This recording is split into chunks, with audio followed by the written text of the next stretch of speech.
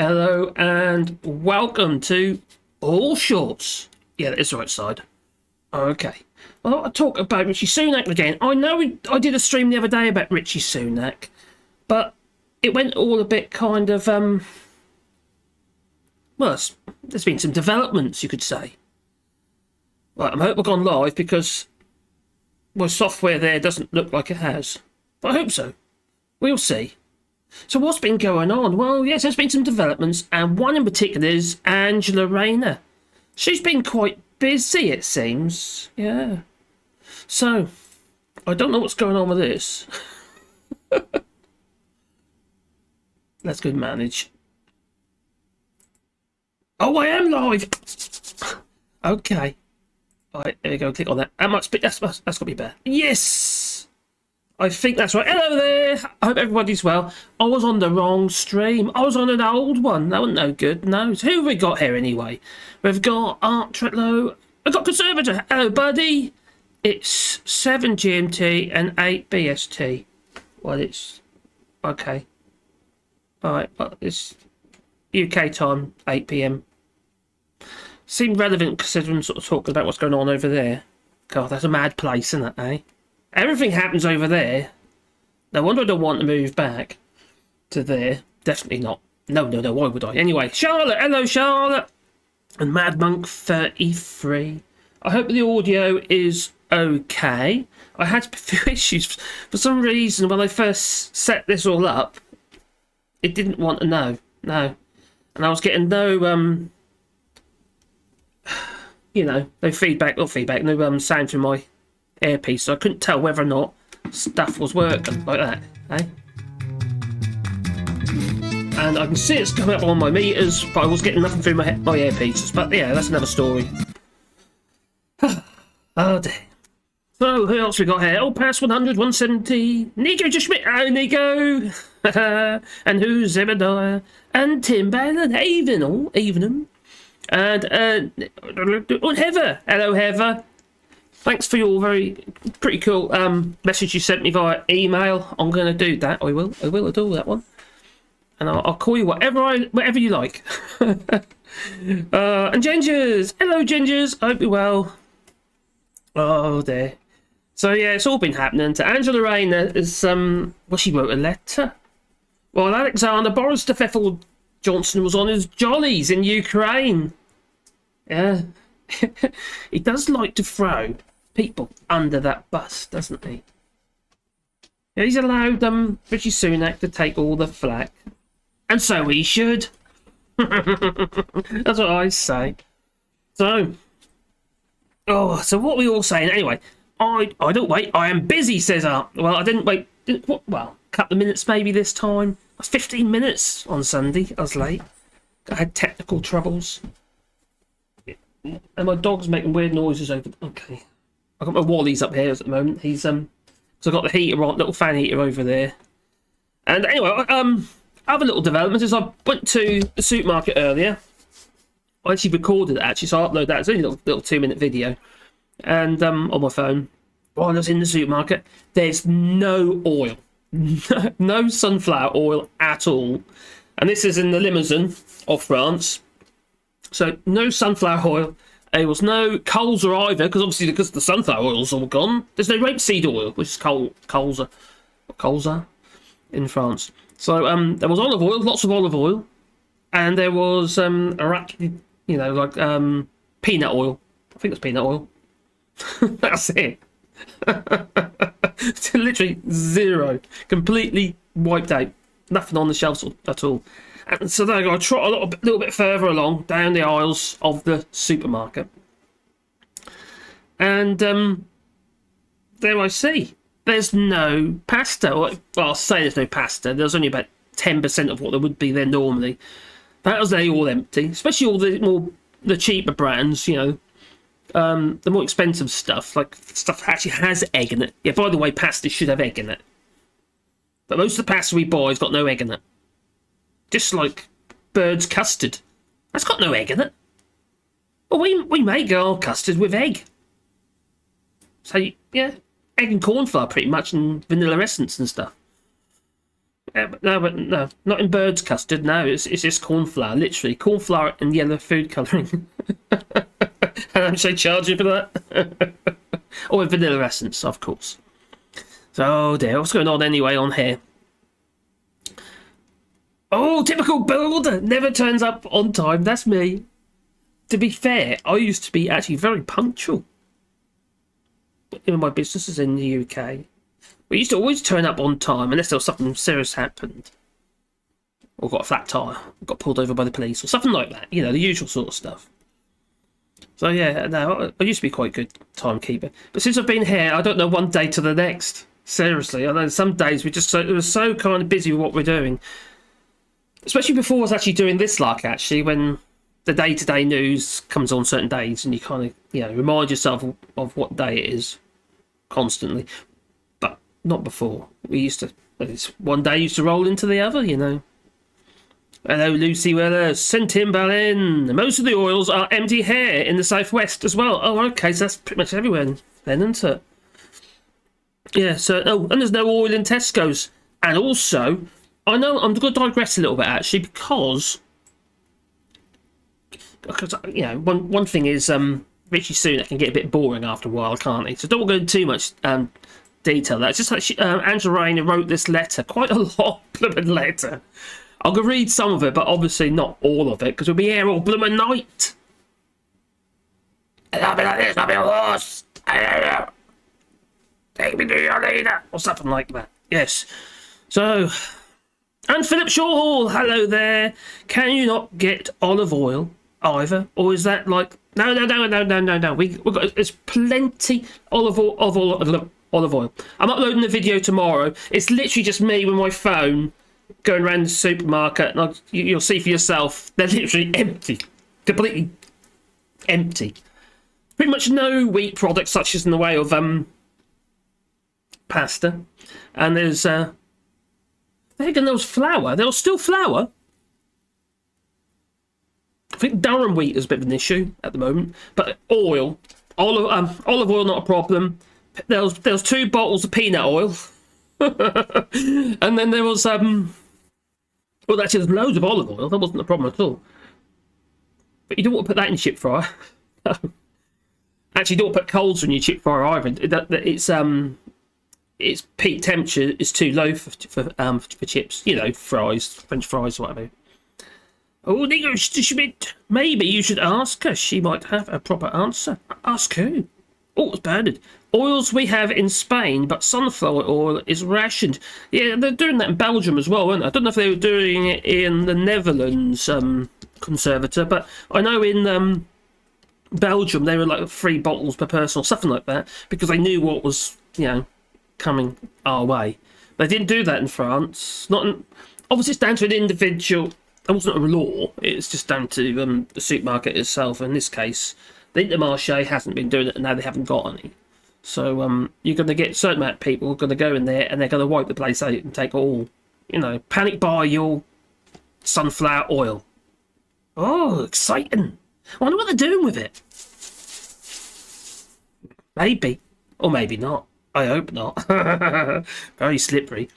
So yeah. Also, you had no sunflower oil in Germany for a couple of weeks now. It is going to be partially panic buying, isn't it? But I mentioned this in the previously that yes, there's going to be panic buying. But if you're like me, and missing that, and if we can't get those ingredients in the summer, we're going to have a load of crops that we can't preserve for the rest of the year. It just goes to waste, which just seems pointless. So although we don't panic buy, we do make sure we've always got stuff in stock in the cupboards, because we have a pantry. We always got that full of food. It's kind of how people live here in France, to be honest, anyway. You know, I've got about 200 jars. I've told you this before, but I've got about 200 jars of passatas and peeled tomato, you know, like tin tomatoes, plum tomatoes, what have you, in big litre jars. So we must have over 200 litres of food. Don't worry, it does last a long time. You know, the tomatoes last at least 3 years. You know, provided you didn't contaminate them on the offset. But yeah, it's Nika just say, isn't France a big producer of sunflower oil? That's a good point, actually, Nika, because we do have a lot of fields there at certain times of the year full of sunflowers. So you would have thought so, wouldn't you?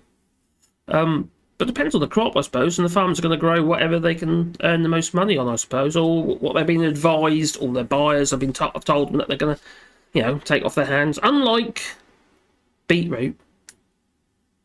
Yeah. How many tons was it? Oh, crazy, man. Anyway, that's about 90 grand's worth of beetroot is going to waste because this guy can't sell it. I think I uploaded a video about it already. So they've got no problem with getting beetroot. So don't worry about beetroot. Chips should be done in beef dripping anyway. I agree. Yeah. Don't tell the missus, though. She's vegetarian. And she's in England at the moment. She's in Norfolk. She left on Monday. On my own.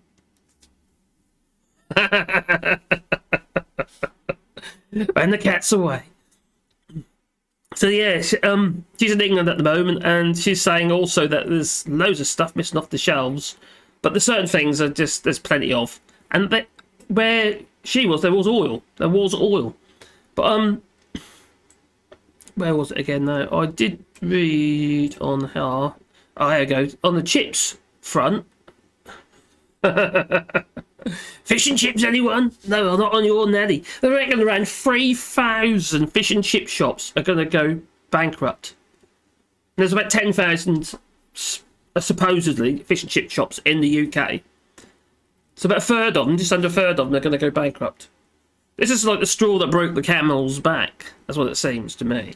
So and also the prices are just going to go through the roof because for one thing they can't get the oil. Another thing, the prices of fuel's going up. They've got to keep these fryers running. What else was I saw here? Oh, fish as well. I didn't realise they were importing a lot of fish from Russia. I didn't know that. And also there's obviously problems with fish from the North Sea, from Norway and what have you, in their waters. So, yeah, so they're penalising, obviously, because of sanctions on Russia regarding fish imports from there. And also we know about the oil situation, because most of it comes from, or a hell of a lot of it comes from Russia and Ukraine. Now, many of the fish and chip shops are running out. So if your chips have this whole kind of like burnt, carbonised taste to them when you go and get your fish and chips from the chippy, you'll know why. The oil's old. It's either that or they substitute it for what? 30, 50 or something.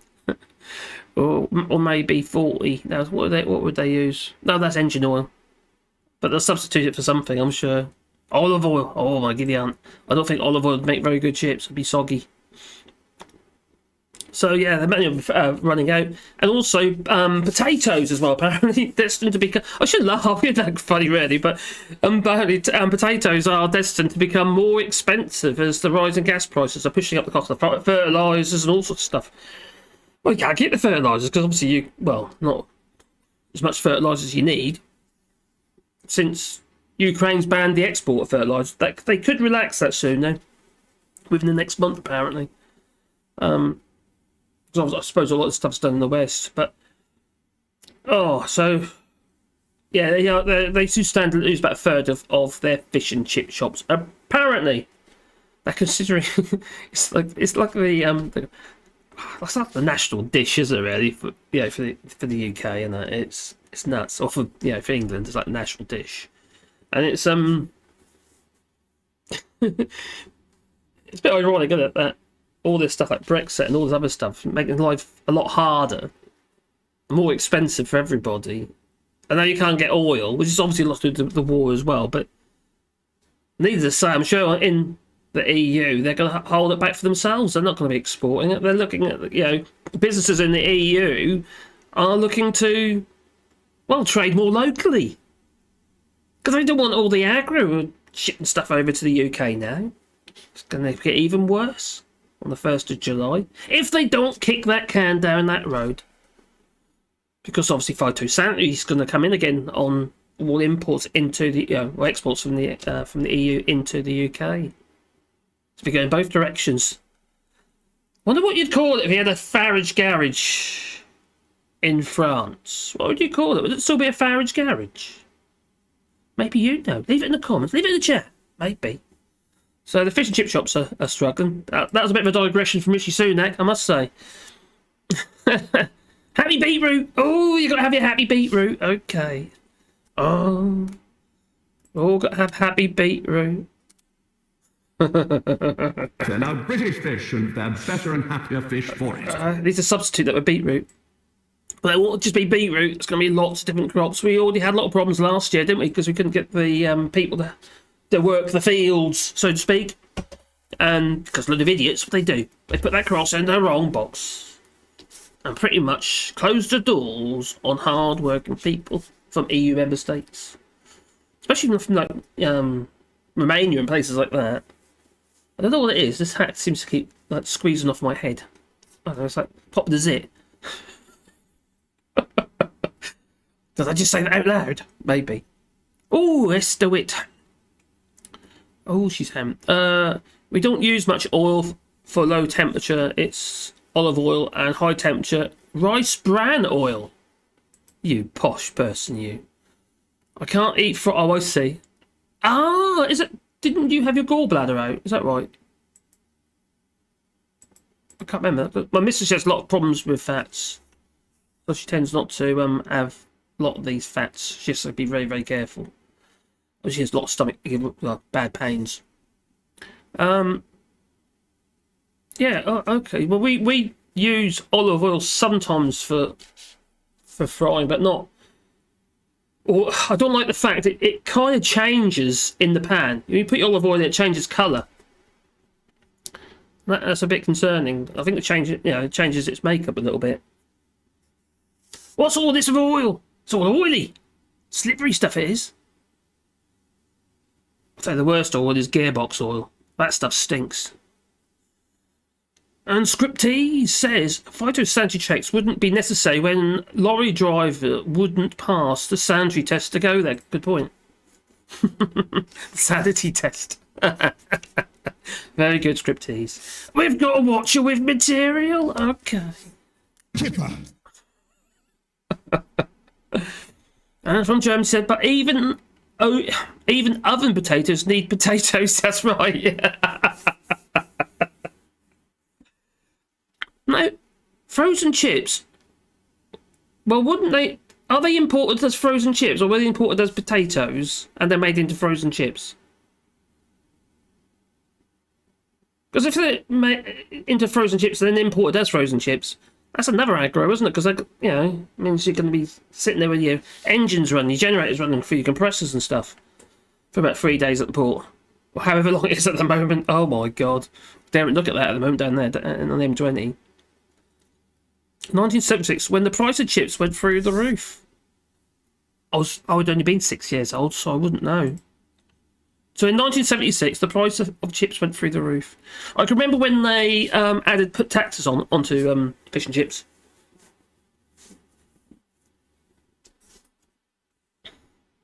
Any shortages of baby oil? Well, not frying chips and that. I don't know, mate. I don't know. It depends what you're into, doesn't it, mate?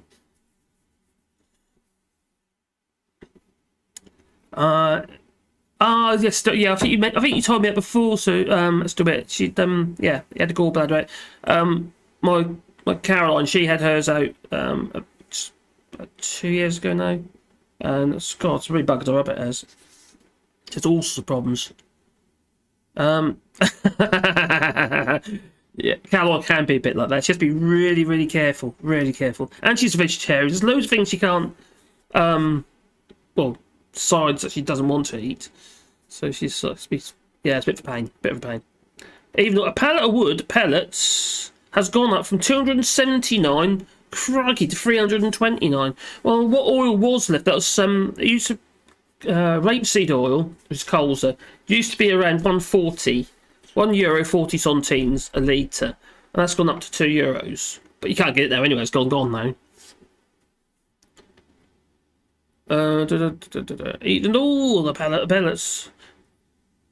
Hello, Tommy Gunn. Hope you're well. They're saying that the pre-cut frozen chips are going to be in short supply due to the oil. Yeah, of course. Because haven't they got a certain amount of oil on them, especially the oven ones? Don't they like spray them with oil or something? Hello, Simon says. How are you? Oh, well. Try to get into what I'm supposed to be doing as well. Goes. There we go. There's that one up there. That one up there. Well, Angela Rayner, she's been writing letters. She has. Oh. To the Prime Minister, like I say, while he was off on his jollies, getting drunk and making really weird videos. I'm looking a little bit worse for wear. I have to admit, Vladimir Zelensky looked quite happy having him there. He was grinning like a Cheshire cat. I don't know because he just thought he was an idiot or what, but he was quite happy to have him there. So, this I'm gonna have to go into my hole. Oh God, crikey! Went in. I went in. All right. So I'm not gonna subject you to too much of this. So, she says that she wrote a letter to the Prime Minister yesterday afternoon. It was a couple of days ago, though. Out of a catalogue of potential breaches of Ministerial Code by the Chancellor, Rishi Sunak. Within hours, he surrendered himself to the Sleaze investigation. Yeah, he's going to be, investigated by Lord Git, whatever his name is, Git, anyway, whatever it is. I can't remember. Isn't he the same Git that investigated the gold wallpaper and the gold owl lantern? I think so. In his Turkish boudoir. Oh my Gideon. We need to keep him in there. You can't subject that place. So Boris Johnson should stay as Prime Minister. Because you can't subject any other future Prime Ministers to the Turkish boudoir. I wonder if there's any pole dancers or belly dancing. Maybe it's belly dancing, or things they swing. Like Anne Widdecombe. No? Okay. Maybe that's too much. At least I didn't give you a picture of Anne Widdecombe. Well, she says, not Anne Widdecombe, but Angela Rayner says that the public deserves answers. Well, they do. They are answers. They deserve better than this flipping government, quite frankly. So she's wrote a letter and sent to 5 separate pages. Just showing you that because I can't. These are images, so I can't actually do anything with them. As soon as I zoom them up, they just end up being ridiculous. I couldn't find the transcript for either online, so I could just get the text of it, unless I did OCR or something. But she says she does. Oh, does she? Okay. Well, she says that following a series of troubling revelations regarding the tax status and business connections of the Chancellor and his household. On numerous occasions, the Chancellor appears to have failed to be transparent about crucial information, concerning these assets and related benefits received by him and his close family, begging serious questions as to whether he properly fulfilled his responsibilities under the Ministerial Code. He didn't. It's only about, 5 lines in his admissions. Silly man. To be honest about it, the gaffes that he's made, Hen, is just, they're just so... I've got a brilliant new strategy, which is to make so many gaffes. Oh, that's convenient. convenient. Nobody knows which one to concentrate on. So they cease to be newsworthy. They cease to be newsworthy. You completely outgeneral the media in that way, and they despair. Oh, it's gone. Thank God for that. Yes, so, it's been so many gaffes. How can people have trust in somebody like that anyway? That you can't even...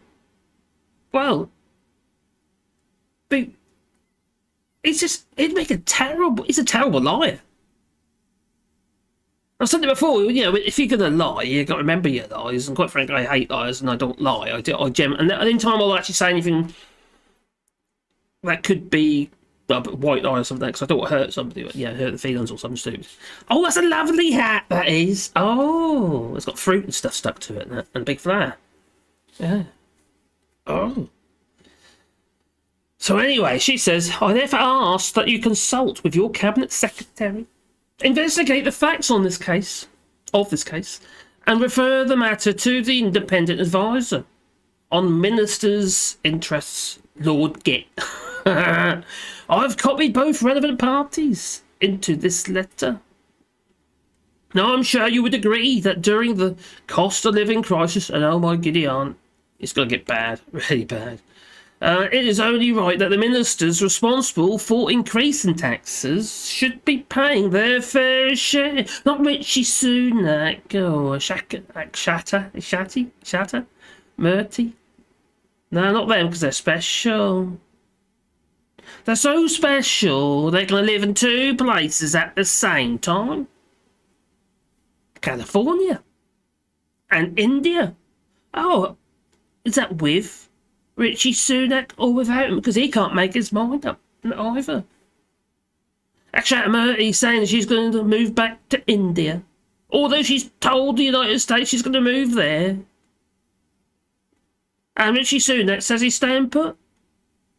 Oh, okay. Well, number one on her list, a failure to declare non-dom status. Now, in relation to the admission that the Chancellor's spouse maintains non-domicile status, enabling her to avoid paying tax in the UK. That's on foreign income. You've got to remember that emphasis is a foreign business. So they're basically taking money out of the UK and going into a foreign company, and the dividends will be paid from the foreign company, for which she wouldn't need to pay tax on. I refer to point 7.1 of the Ministerial Code, which states ministers must ensure that no conflict arises. There's a clear conflict of interest, if you ask me. Or could reasonably be perceived to arise. So you look into the future a little bit. Now, between their public duties and their private interests, financial or otherwise, or even a new swimming pool. It's not COVID, don't worry. I hope not. Anyway, it's clearly possible for the Chancellor will have personally benefited from the lower tax rate levied on his household income. Oh yes, the fact that the Chancellor and his spouse live in a grace and favour flat paid directly by the taxpayer, makes the point even more pertinent. That's what Rayner says. Well, the Chancellor has been a minister since 2015. Well, he's been married to Punctuality since, I think, 2008 or 2009. So they've been doing this for some while. And she'd probably have to relinquish her non-dom status by 2015 anyway. That'd be the bare minimum. It could be 20 years. But there again, Rishi Sunak will cook the books probably badly. Now, the sources appear that have anonymously briefed the press that a declaration was made to the Cabinet Office in 2018 and subsequently to the Treasury. However, no such interest was published in the list of ministerial interests. Now, some people will be saying, "Oh, it's all over the internet. You can find out for yourself." Oh, all the press and what have you, they can find out. The journalists, they can find out. But that's not the point. It's got to be a formal declaration. Oh, no, letter 2. Oh dear. I'm not going to go into crazy detail because it's like it goes on and on and on, and the words are really tiny. Oh, that's only a little bit on that one. Well, might not be too bad. Let's see. We get on. And so before I do, what have you been saying? Oh, before I do, Sanitary. Fabricant is a real Crispin Blunt. Oh my God, Crispin Blunt said something recently, didn't he? What did he just say? Something pretty horrible. I think that Chris, something to do with the LGBT, which I think they're like some kind of group, not group, some sort of government thing, where Chris Byron, the Labour MP, Crispin Blunt. Well, I think Chris has actually decided to resign from it, from something that Crispin Blunt said. He's an oddity, isn't he? He's another Brexiter numpty. From Germany. In that clip, Boris, rare event, said the truth. Yeah, he did. You know, where he said about his gaffes. He came clean. This explains it all, doesn't it, really? Conservator! Hello there. Use Google Lens for optical character recognition. Oh. And translation. Yeah, I've got an OCR, object character recognition. Yeah, I've got OCR software that I generally use, and an app as well I use on my phone. But I didn't realise until last minute there was going to be a problem. So unless I could do it now and get it into text form, I'll do that in future conservative. But it'd be a lot easier because I'm squinting at it. I am. Oh. Yeah, so many gaps. Even the Gap shop is in trouble. What? In the Gap? Even Gap is in trouble. Boom, boom. Don't bring Michael Fabricant into it. Oh, God, that man. Has he ever heard the term of grow old gracefully? Because he certainly isn't, is he? Every time I see it, I'm sure that is in a different place.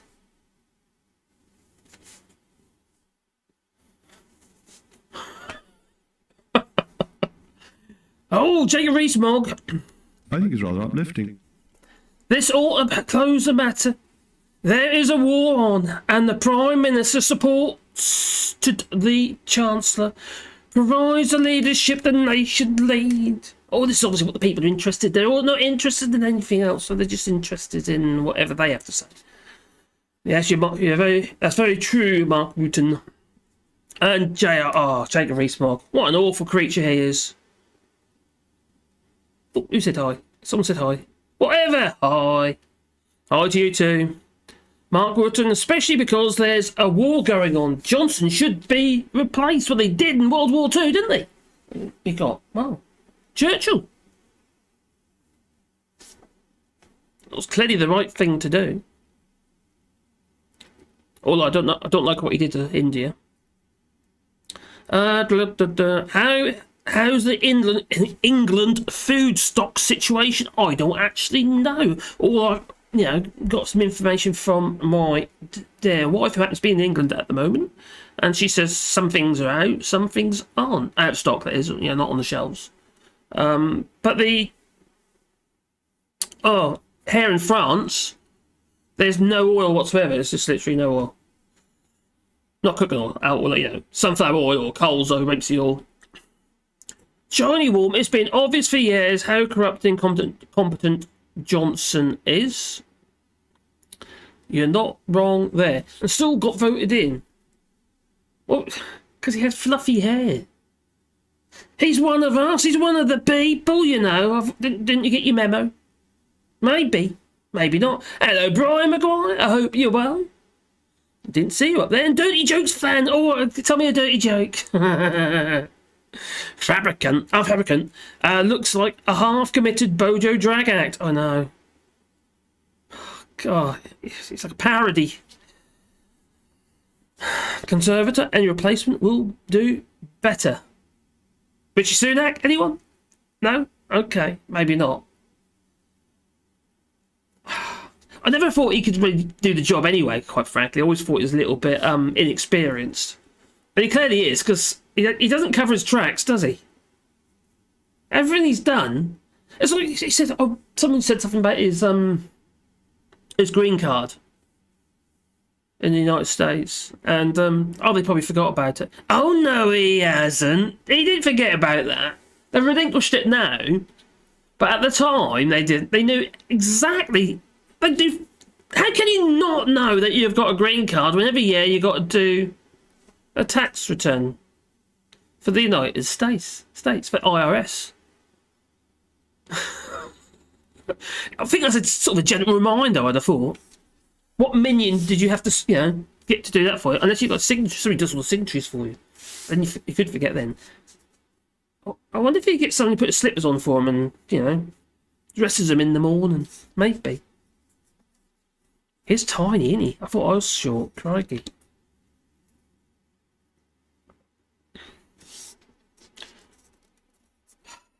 Well, I lose in height.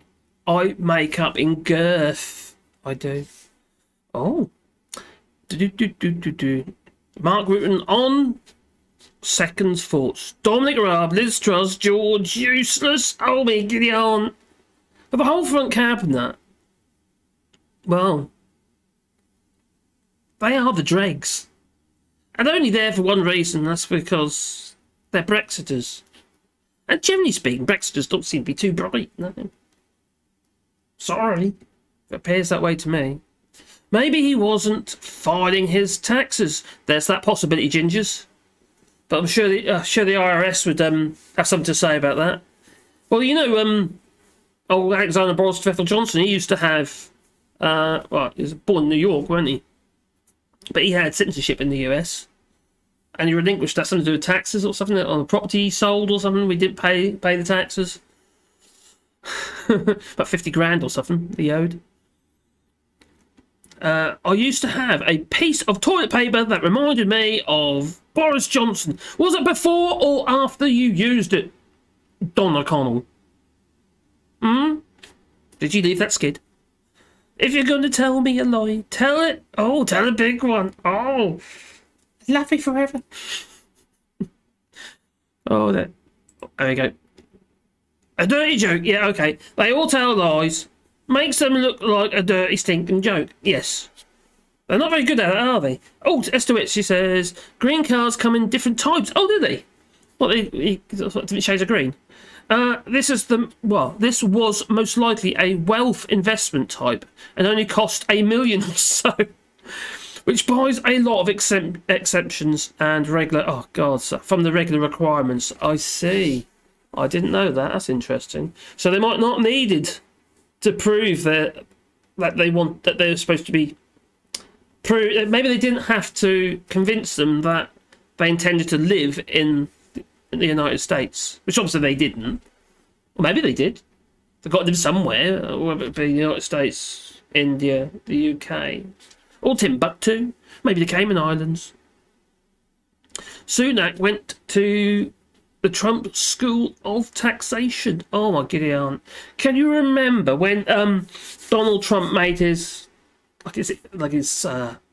presentation, and he had that table, and it was like full of all apparently his tax returns and stuff like that, or stuff to do his business, and this lawyer woman or something was going to take care of it from now on, and he was going to have nothing to do with the business. No. Another one trying to feather their own nest. Oh dear. Oh well, anyway, where was I? I was over here.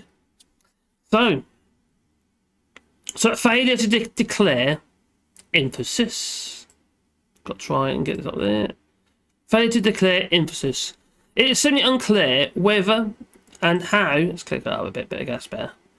Where are we? Failure to declare. It's unclear whether and how the Chancellor explicitly declared the significant shareholdings of his spouse in emphasis, which created an undoubted conflict of interest.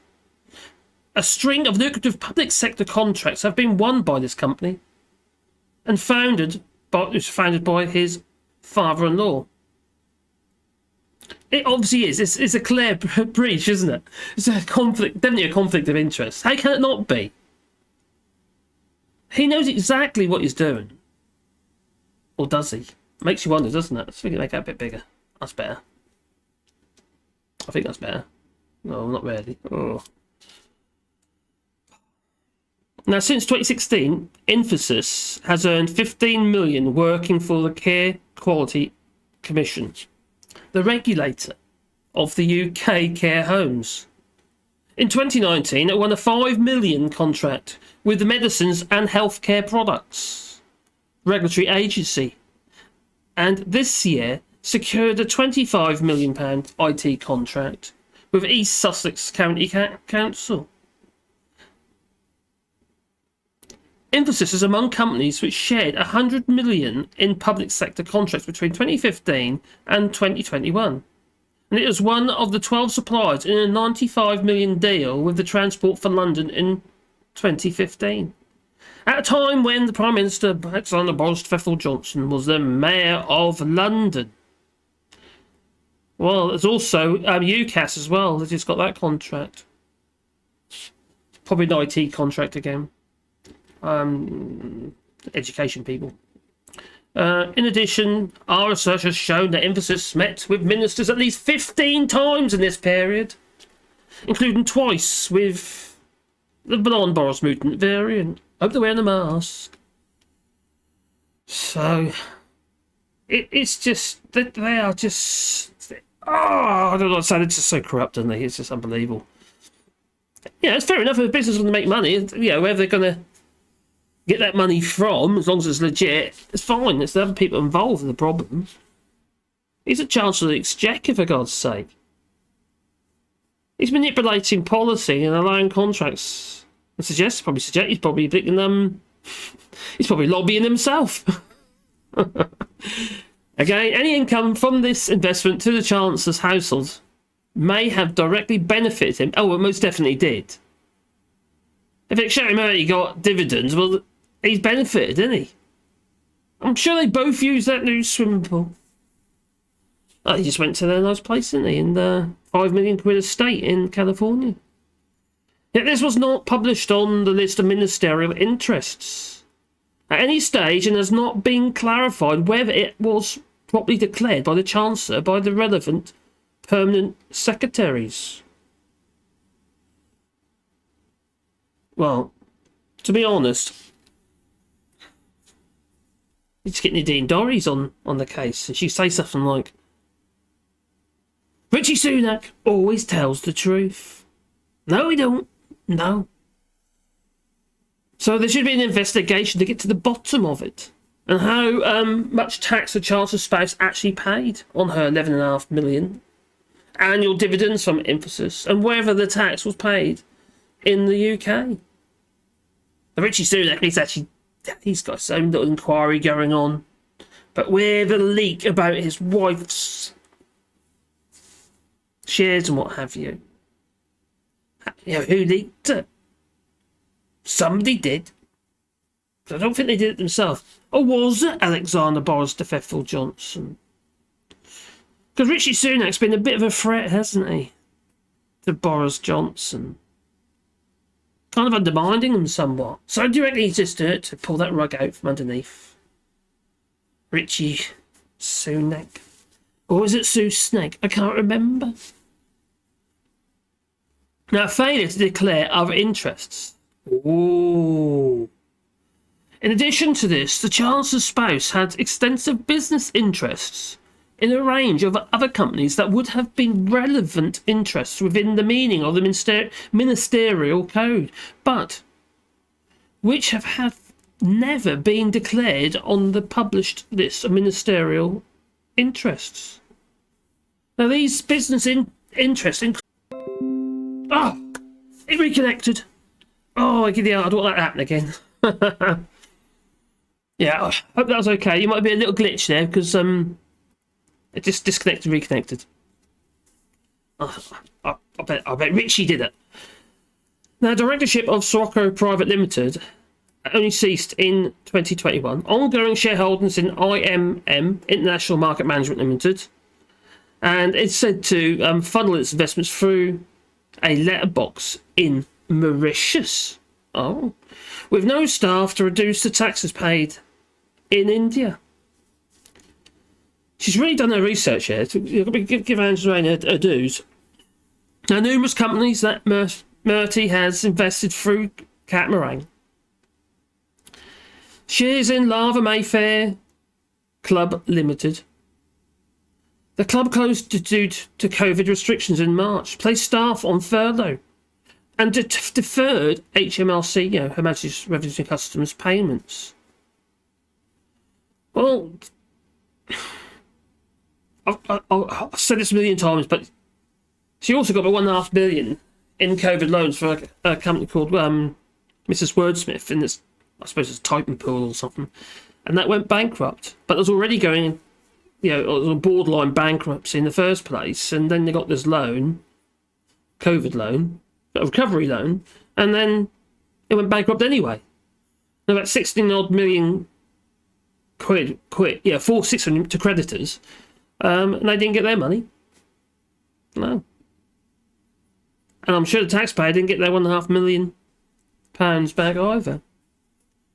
I very much doubt it, because it doesn't work. Generally speaking, you go bankrupt, that's it. It's a limited or public company. Coro Kids, a UK nanny agency, which Murty holds shares in. So they've got, all these interests all over the place. And they've probably done Owen Patterson's on it. Is that a thing? Do an Owen Patterson. Well, there's surely been form of, I don't know, is it pillow talk or is it like pillow lobbying? All right, love. Hope it goes well tomorrow. You are going to sign that deal, aren't you? Oh, you're not getting any. Probably. Maybe, who knows? And we must get urgent clarity about whether the Chancellor discussed these numerous financial assets and your advisor on ministerial interests, and why these interests were not considered relevant through enough to declare them.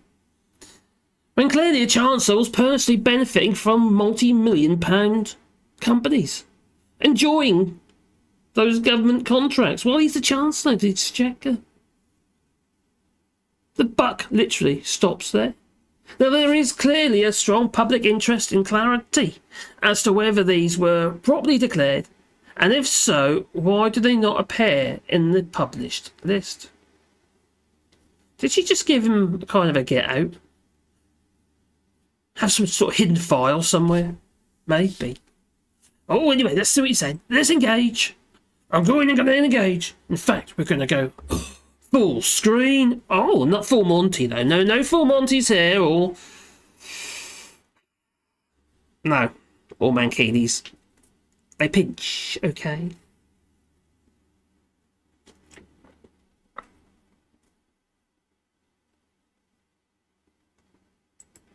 Yeah, no, that's right. You know full well that his wife and his finances are kept separate to take advantage of the various tax breaks available worldwide, which is legal but morally bankrupt.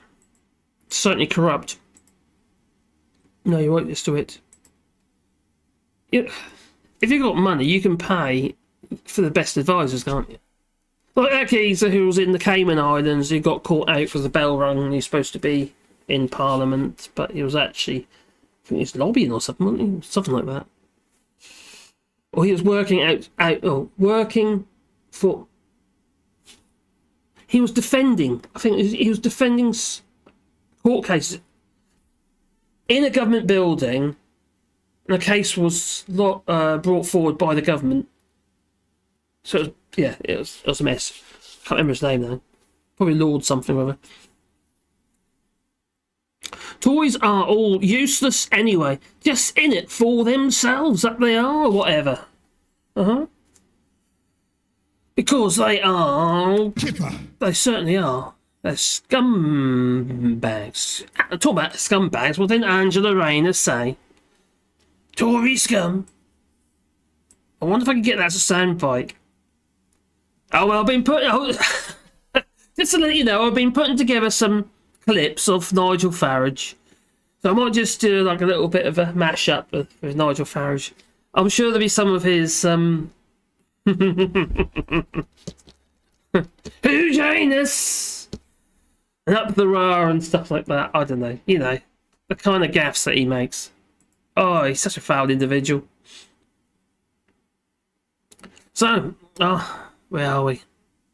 Oh, Philip Short says, just seen Bojo's latest grovel apology. and so patently insincere that it was hilarious. Oh, I haven't seen that. No. Well, did he sort of like bluff and bluster a bit? Sort of a bit like this. With contact tracing.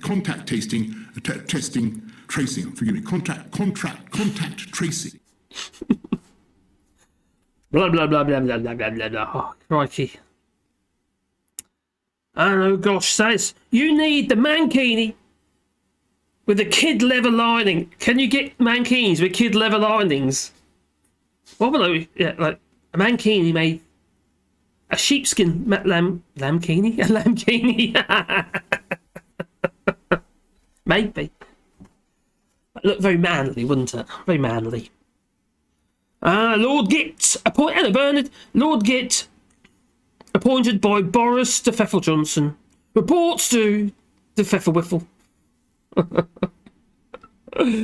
Oh dear. I need Jonathan Pye to run England. Oh, that would be good, wouldn't it? That would be good. He'd be quite shouty and very ranty, I'm sure. I did enjoy his Jonathan Pye's video when he went to the Cop Out 26. Yeah, literally. He was very good, actually. And he had a little talk with somebody at the bar about the state of the planet and what have you. And it was like, my God, the end is nigh. The end is nigh. That was actually a really good video. I do like Jonathan Pye. He always looked a bit sweaty there, but that's because he keeps wearing that flippin' suit in the sun. Crikey. No full Monty, speak for yourself. Oh, you want me to do full Monty? Do I have to get the trousers with the Velcro in and everything? Oh, okay. Oh dear. Tories are useless. We do know that. If they pay the taxes, it would be better for everyone, and they wouldn't even notice the money. That's the thing as to it. They're so goddamn wealthy. He's probably the richest ever MP ever, period. And no one knew this, did they? I was making videos about this about a year ago when I first started doing this channel. And I was going to do an attack of Rishi Sunak because everyone's gone about Rishi Sunak, how great he was. He done the furlough with your money. Yeah, he's so super duper, isn't he? You know, Richie and all that. And yeah. I wanted to rip the pieces because I found a lot of stuff out about him, and nothing like what's floating about now. But some said, "Don't do that. No, don't do that." They'll have you. They will. They're everywhere. It's emphasis. I got a little scared. Oh, just like that guy, Trump. A Ginger Giraffe says yesterday YouTube recommended Jeff Taylor's channel to me. Oh no, I didn't do that. Oh dear. Was it anything like? No, I can't do it. No, maybe yes. And from farm to fork, or we could all starve. Never mind that. We've got no oil. I'm gonna have to find some more Jeff Taylor one-liners. He's a class act, isn't he, with that curtain? Is it the same curtain? Actually, I don't know. Do you think that's actually the same curtain? I'm sure it used to be more of a velour type curtain he used to have. There's a dungeon behind there anyway. Bob still thinks he's a game show host. Oh, fuck, he does, doesn't he? If he stuck to something like that, it'd actually be quite good. Not the Prime Minister of a flippin' country. Oh, there. Oh gosh, was it just a year ago? It's all gone so quickly. When I started this channel, actually, not last year, the year before, in sort of November time, and I was just doing shorts on there, like, yeah, YouTube shorts, little vertical TikTok type videos of anything and everything, just for a bit of a laugh. And I did a couple of videos, sort of more politically driven videos, and they did really well, and it kind of went on from there. And hence that's what's called Allshorts. I never changed it. I thought, what the hell? People wonder, don't they? Think I've got shorts on something. But yeah, it's but it didn't really start doing anything, or it didn't really start uploading properly until probably about February, and that'd been 2020. Well, yeah, 2020. It's all right. Was it last year? No, it was last year, 2022, 2021. Sorry. And then it did really well. It has ups and downs, and it's not doing so great at the moment. It's probably look at the views. Although the videos stayed done too bad. But yeah, it's just we used to get around in the first hour. This has been June last year. In the first hour of a video going live, we were getting around 800 to 1,000 views in the first hour, and if you get that, then the video can do really well, and then it plateaus, But now I'm lucky to get 400 now, so it's kind of it's supposed to be improving. Oh dear, I've messed up big time. But hey, say the V. It's one of the things, isn't it? The Muppet curtain. That is a Muppet curtain. Oh, I should have put my Muppet T-shirt on. I've got my animal T-shirt somewhere. Where's that? I need a Kermit the Frog T-shirt. That looked pretty good on that grey background. Jeff Taylor is one eyebrow raised away from being dead. Very good, Lucy. Yeah. I have watched quite a few of his videos. I actually something about him that's actually fascinating. I don't know why. I don't know if it's because he clips his nasal hair or gets a Turkish barbers to do his hairs. I don't know, maybe. But either way, I'm just transfixed. It's like I'm being hypnotised by Jeff Taylor. And that just won't do, no. It's quite worrying, in fact. So yeah, so send Jeff to mine for mining protocol. Boom boom. Been over the whole legal but morally bankrupt tax systems used by the wealthy worldwide, and people get mad at me, not those elected that created these systems and could change them. Sorry, please get mad. People get mad. Okay, yeah. They're not going to change them, are they? Because they're benefiting from them. It's like, if we had proportional representation, why would they change it? Whoever's in power, why are they going to change it? They're already in power. They're going to consider the current system as what put them there. Ow, I hurt myself. Ooh, says Brian Maguire. What do you do? What do you do?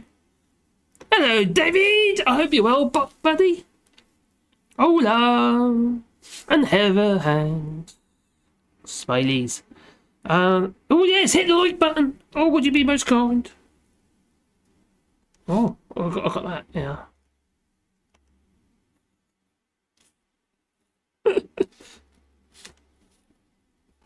By the way. Oh, not that one. That one, and that one. And then that one. And it's not working. That's it. I'm getting confused with all my buttons. I've got too many buttons there, and I've got my buttons over there on my soundboard, and I keep forgetting. And there's different layers. I have to change in between the layers. I really got to get the hang of this. It's too much for my little old brain. Oh, David Jacobson. He looks like an undertaker. He does, doesn't he? Old Jeff Taylor. Bernard, you peaked too soon, Marcus. I peaked. Oh, were you talking about when I was doing well? Maybe. I was doing really, really well, but the algorithm, the algo that kept changing and things keep changing, and then they split the monetization thing, so they the monetization, the advertising to people who haven't got monetization. That's it. So that diluted the revenue pool. And that was in July last year. So that didn't help, because your videos weren't showing up so much because they could share the adverts between more people. Abnormal Abner, Jeff Taylor, better known as Mr. Potato Head. That is, got things in him. Yeah. Oh, I used to have a Mr. Potato Head when I was a kid. That's a classic toy, isn't it? Oh, who is Diane Abbott? I watched videos today. Oh, Diane Abbott. Well, she's was the shadow Chancellor and she made some gaffes. She did regarding basic arithmetic, and ever since then they never let her down, and she gets a lot of racial abuse. Does Diane Abbott, and it's despicable.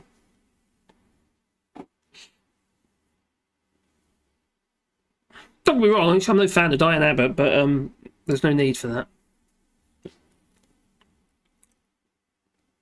These people, they just really want to take a hard, long look at themselves. But they won't, and they wouldn't notice anything anyway. Hello, Debbie says, "Hi, Marcus, I'm okay. Hooligans in Madrid too. All 3 arrested for violent behaviour." Oh, blimey. Diana had a GMT on the underground. Is it as far as it went? She had a gin and tonic. It says Tim on the underground. It's like Starmer in his donkey field. They can't find anything serious about these people. Yet these Conservatives, there's just one thing after another. These own Patterson actually resigned. Will Rishi Sunak? I wouldn't be surprised he'll get a lot of pressure from the family. Because the only way to make this go away is for him to resign. He doesn't need to work, does he? The only reason he's in that job is to help feather his own nest and the nest of his little brood. Abbott is a Corbynista, yeah, she is, and is doing her level best to sabotage Starmer win. But she certainly didn't deserve the bit. No one does, do they, Mark? It's just it's totally unnecessary. And the death threats, stuff like that, she was getting via SMS and text messages, SMS and also by emails, what have you, and online. And clearly, just offensive stuff, really offensive stuff. To play racism. We know the kind of people. Coming over here, taking our jobs and our women. The kind of, that kind of trope. God, I can't stand people like them. Blah. But no, I'm no fan of Diane Abbott, but there you go. She's not a bad person, obviously, but she's just, I'm not keen. Hello, Joe, I hope you're well. Am I late? Yeah, a little bit, not really, not too bad. About an hour. You're later than I am. Because I'm here. Rishi told Parliament today he didn't attend any of the parties even after receiving a fine. The ghoul. Oh dear. Starmer doesn't need Diane Abbott to sabotage things. I think the problem with Starmer for me is he's... Well, one thing, I'll tell you what really, really grated on me is when he made that statement to say there's no reason or cause why you'd ever want to rejoin the EU. Don't be wrong, I don't think we ever would. But to say that there is no possible route back in is just madness. Because of course there is. But he's just trying to suck up to his the red wall, especially in East Sunderland, places like that. Hello, Daily Blase. I hope you're well. Evening all. Hope everyone is well. Oh, Daily Blase starts swearing, he has. I watched your video today, Daily, and you sweared. I'll wash your mouth out with soapy water, I will. Boris is getting desperate again. He's playing the Article 16 DP card again. He is, isn't he? Oh, crikey, who's the... Oh, I've forgot the name of the person there. One of the ministers in Northern Ireland. Or the secretary. Oh, anyway. I can't remember. My mind's gone a blank. Mad Monk. Leave Bojo the clown and Richie Sue Snake alone. They're doing wonders for Scottish independence. Oh, that they are. Yeah. I think even he will find it rather. I think it's rather uplifting.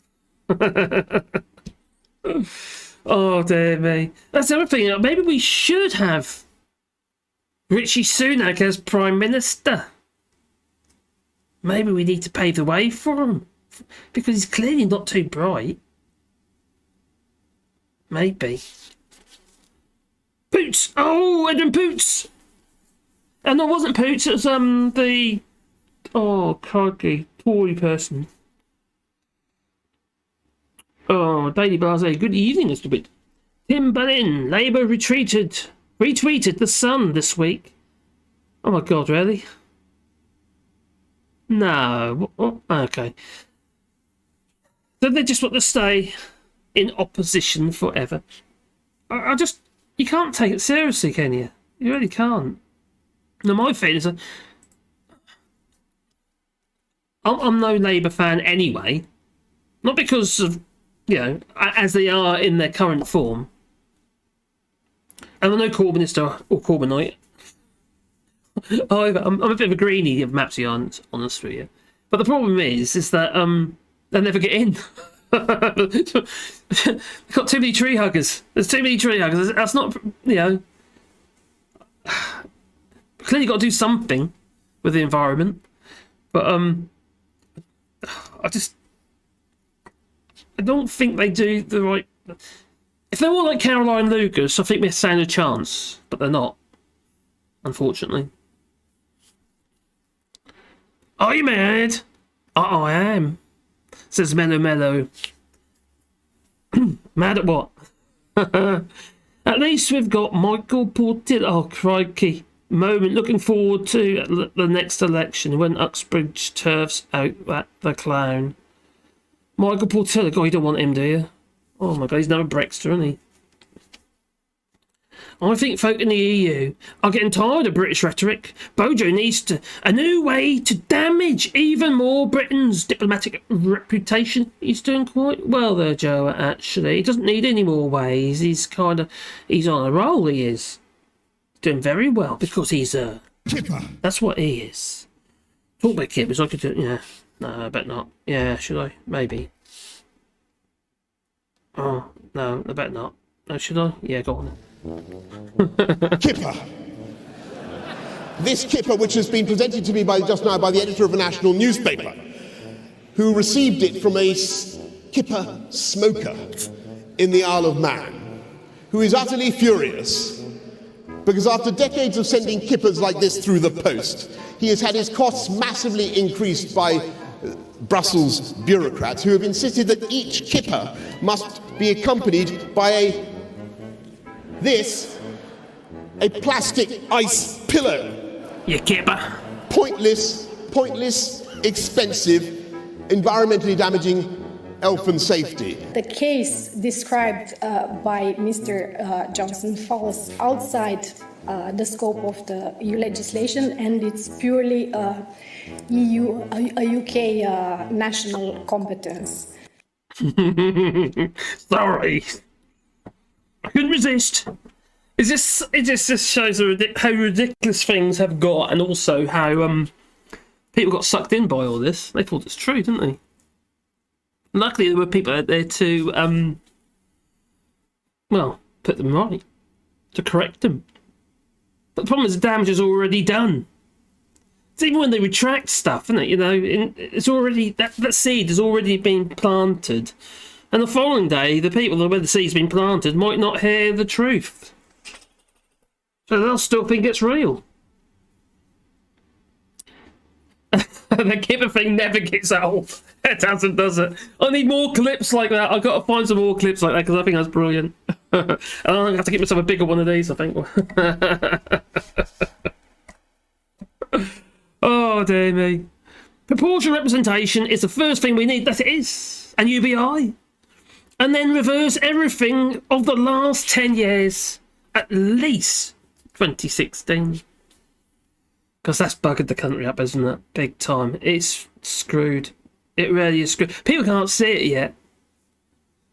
Well, not those who kind of, put the cross in the wrong box. They wouldn't accept it. They look for every other excuse other than the obvious one. Not excuse, but the obvious cause.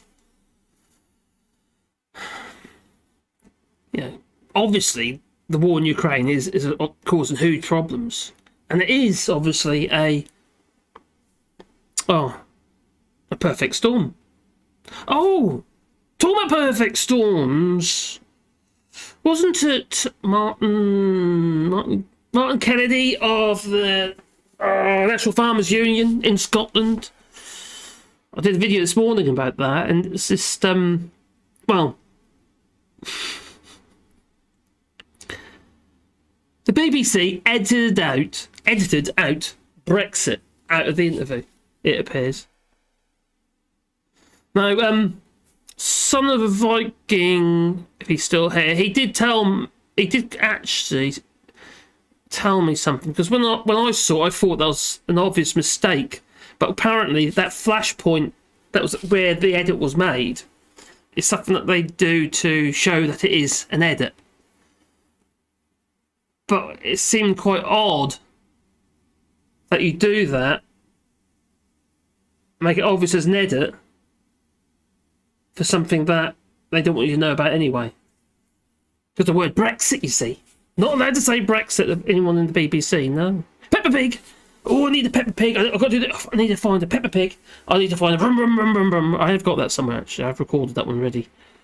Because what I have to do is, I have to create sound clips, and then I've got to clip the ends, and I've got to levelise the volumes and all sorts of silly stuff. And sometimes I've got to clean the audio up, because you get a lot of latent noise, whatever way it's been broadcasted. Peppa Pig, is there a link with the previous PM? Oh, maybe. Oh gosh, literally a small port, but a seafaring slang.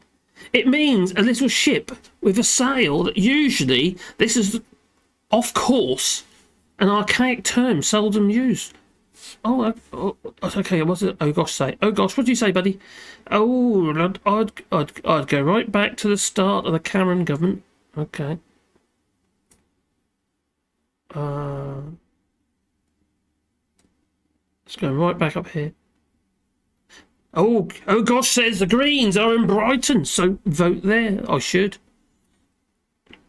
The things I have to jump through hoops to be able to vote there. In the UK, I'm feeling less and less enthused to even vote. It's just because where I live, the Greens never get in anyway, and I'm not sure I'd want them to. And then there's Labour. He's all right, Clive Lewis and all that. He's all right, but he's not. We're not in Clive. We're in Sallow, so we've been Broadland. So I can't remember who Broadland is. It going to be thinking what's her name? Begins with C. Not Claire. Chloe Smith, I think. Chloe Smith, yeah, Chloe Smith, Tory. Madman, I've seen the full interview with Martin Kennedy, and he did say Brexit, but as you say, the BBC took it out. Cheers for that, Mad Monk. Yeah, that's because I was struggling to try and find the whole thing. I managed to find the transcript, which was actually put on the BBC website. So they put it on the website, but they cut it out of the video. It's just... yeah. He was a columnist for the Tory Graph. Yeah. You're talking about Boris. David, Gerardo. Perhaps there are a lot of border relations around here, especially in the north of the country and between Alentejo and Andalusia. I don't know what that conversation is about, but hey-o. There I said it. Brexit. He said it again. He said it twice, did Bernard. Don't do it. They'll be after you, you know. I don't know if you can hear... There's a bit of a hum in the background because I've got my fan heater going. Because we can't get no paraffin. That's no oil. It's not cooking oil, no. At least, please vote to get the Tories out, please. Yeah, okay, buddy. There's oh gosh. I suppose I should really. I will put... I say this every year. I don't know if I can be bothered, and every year, every time, and then I vote anyway. I do it every time. So, will we get the Tories out? I don't know. It's people seem to be desensitised to their madness. The only column Boris knows is the one that he has to avoid when he gets drunk as a stupid elephant. Or on a train. Going to Ukraine. was it from Ukraine? Please just vote tactically for whoever stops the Tories. Fair point. Yeah, it is a fair point. That's what I did last time. I wouldn't have voted Labour. I was going to say Tory. I wouldn't have voted Labour last time because I was a bit annoyed, and I did. In fact, actually, what I did is I gave the Caroline. You put the cross wherever you like, and she posted it. Oh, Ginger's got a heater on too. It's probably colder where you are. It's actually been a really warm day, but then the evenings are cold and we're getting a lot of frosts at night. So, and I haven't put the heating on. So, the Daily Blase says sorry for turning the air blue, Allshorts. But with this extreme Brexit Tory government, they lead you to swear. There's no apologies required there, Daily. It just made me tickle. I didn't expect you to swear. Oh. If it works for Graham Hughes. Oh, I think it's 50-50, says Lucy Willis. Hello, Vertigo. Bojo isn't going anywhere. No, I know, probably not. That is a scary, scary thought. This war's really helped him. Nuts. Very famous Finn said that it is a 50-60. Oh.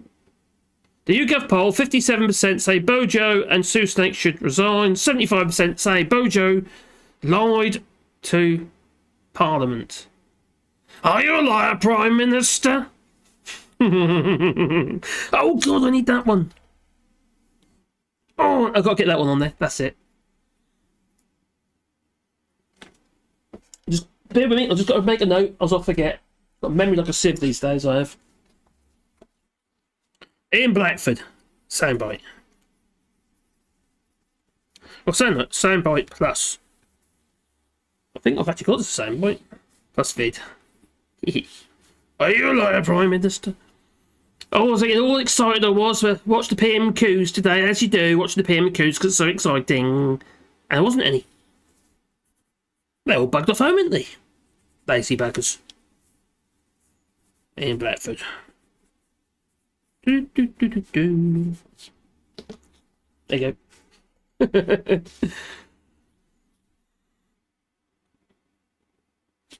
I've got a beer here. Oh, okay. I better carry what I was doing. I'm going to be here all night again, aren't I? Oh, dear. 4 hours the other night. Again. Oh, where was I? The green card. Oh, we've got to talk about the green card. Okay. I've got a brilliant new strategy which is to make so many gaffes that nobody knows which one to concentrate on. Oh, dear. So they cease to be newsworthy. They cease to be newsworthy. You completely outgeneral the media in that way, and they despair. Turn that off. There you go. The problem is, if the button's highlighted, it automatically comes on when you go into that scene. So I've turned it off.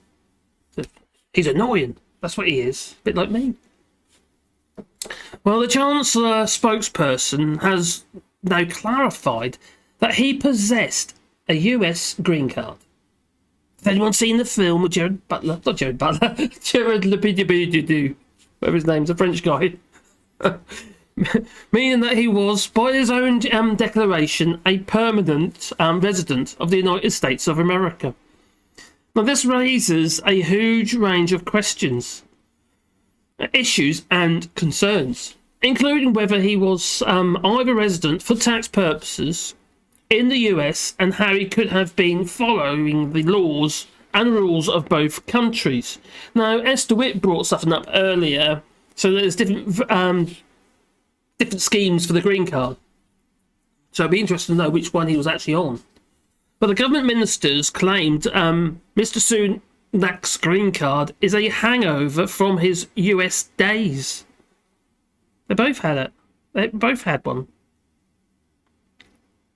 His spokesperson said he kept it for travel reasons. However, we know that Mr. Sunak submitted annual US tax returns to maintain it for a number of years after becoming an MP. Now, in any event, this clearly presents serious conflicts of interests with his duties as Chancellor. If it was not declared, that must surely be in itself a significant breach of the Ministerial Code. If it was declared, that suggests successive prime ministers permitted a minister and later Chancellor of the Exchequer to remain a permanent resident of a foreign country. Feel the force. Oh wow, cheers, Brian. Buy a few of what you like, beers, wine, or a sapling. Might get a sapling. We got a nice lime tree the other day. Oh, cheers, buddy. Really appreciate it. In any event, Brian Maguire. In any event, this clearly represents a serious conflict of interests as his duties as Chancellor, and I've just read that out twice. It is a requirement for conditional permanent residency of the US that the Chancellor would have been considered a US tax resident for US income tax purposes. Now, this raises serious questions about whether the Chancellor was a resident overseas for tax purposes, even as he determined the tax policy in the UK. It also appears that the Chancellor must have either repeatedly sought legal permission for extended but supposedly temporary periods of residence in the UK, or flagrantly broken the relevant rules of an allied democracy. Well, it is hard to see how, in any event, this can be compatible with the principles underlying the Ministerial Code, such as honesty. Surprise, surprise. Are you a liar, Prime Minister? Or should we say, are you a liar, Rishi Sunak? Moreover, The Guardian reported that when Mr. Sunak was appointed Chief Secretary to the Treasury in 2019, that he waived his salary for 5 years. A total of £34,000. Now, there are serious questions whether Rishi Sunak was appointed Chief Secretary. Oh, sorry. There are serious questions about whether Rishi Sunak waived his salary as minister in 2020 in order to avoid paying US tax. Indeed, by waiving his salary, Mr. Sunak thereby earned just under the maximum threshold for US green card holders can earn overseas and avoid paying US income tax. Under the Foreign Earned Income Exclusion Scheme. That might cause some conflict as well with the treaty. Yeah, the mutual banking treaty thingy.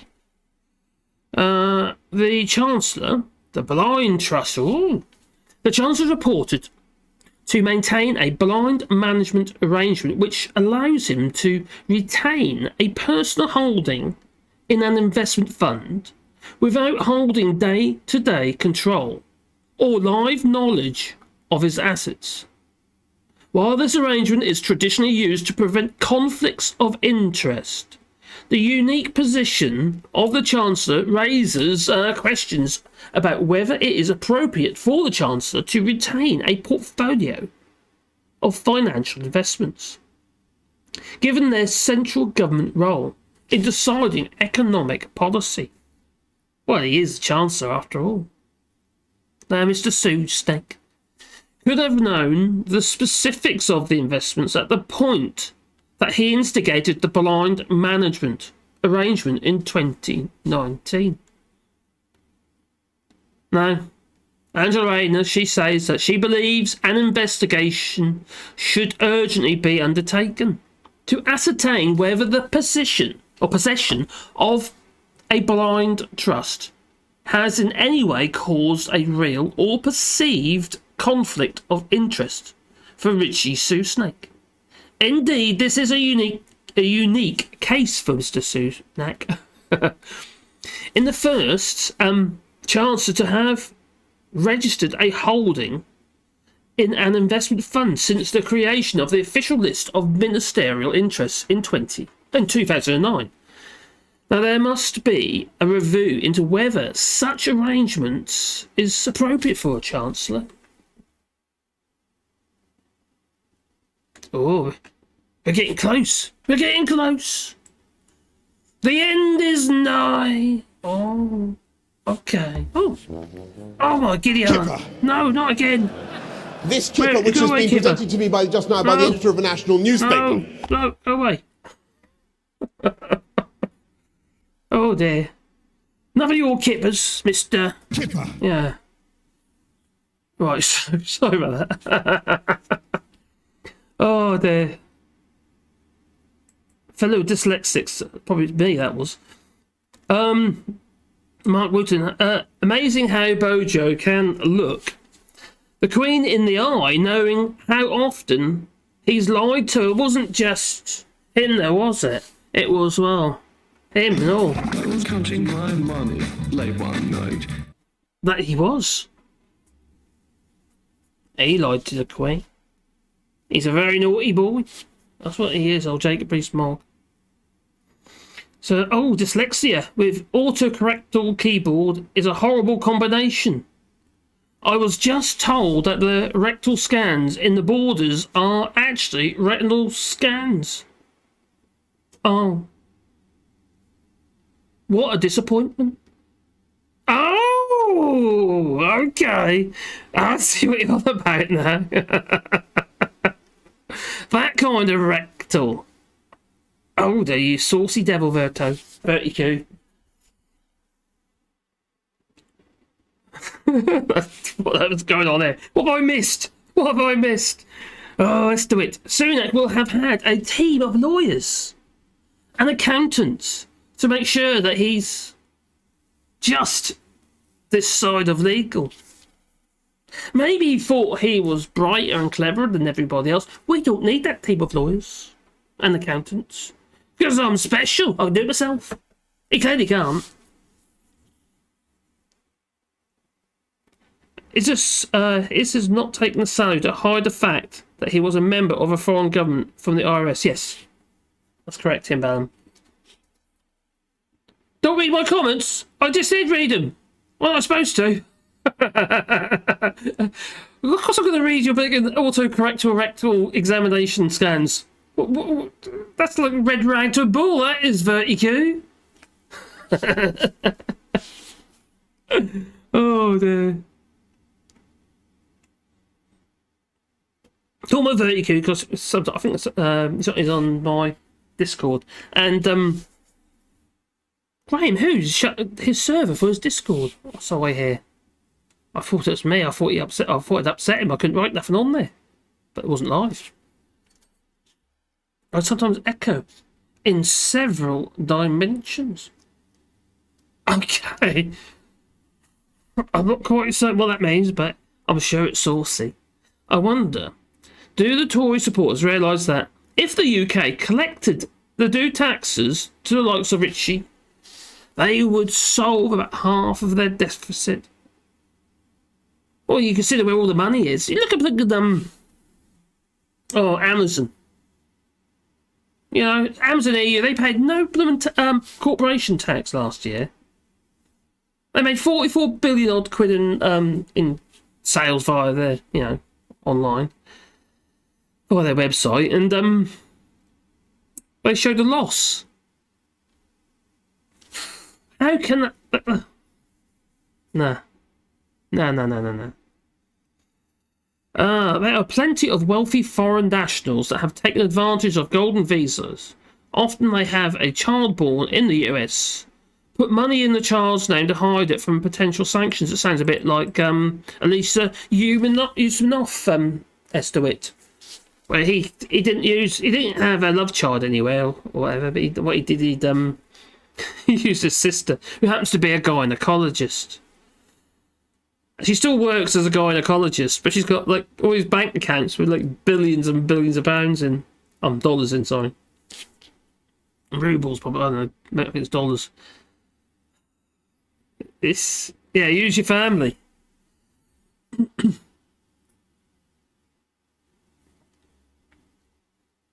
Oh, Brian Maguire have to go to the deepest Netherlands, especially, and what?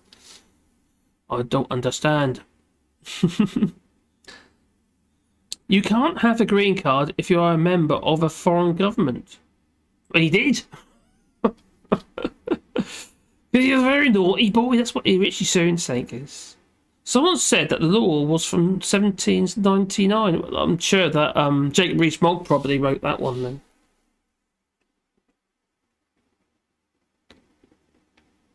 Okay, no elections in sight. No change in the corruption that is rife. Brexit is a mess. When do the Normans invade again? Says David Muckwalt. Yes, that's what we need. We need a Norman invasion. Maybe we need what's it called? Oh, what's it? Oh, it's a term. Premunuptia. Is it premunuptia? When the nobles have the first, have sex with the married wives, newly married wives. I think that's right. We need a reverse one so we can breed them out by decree. Is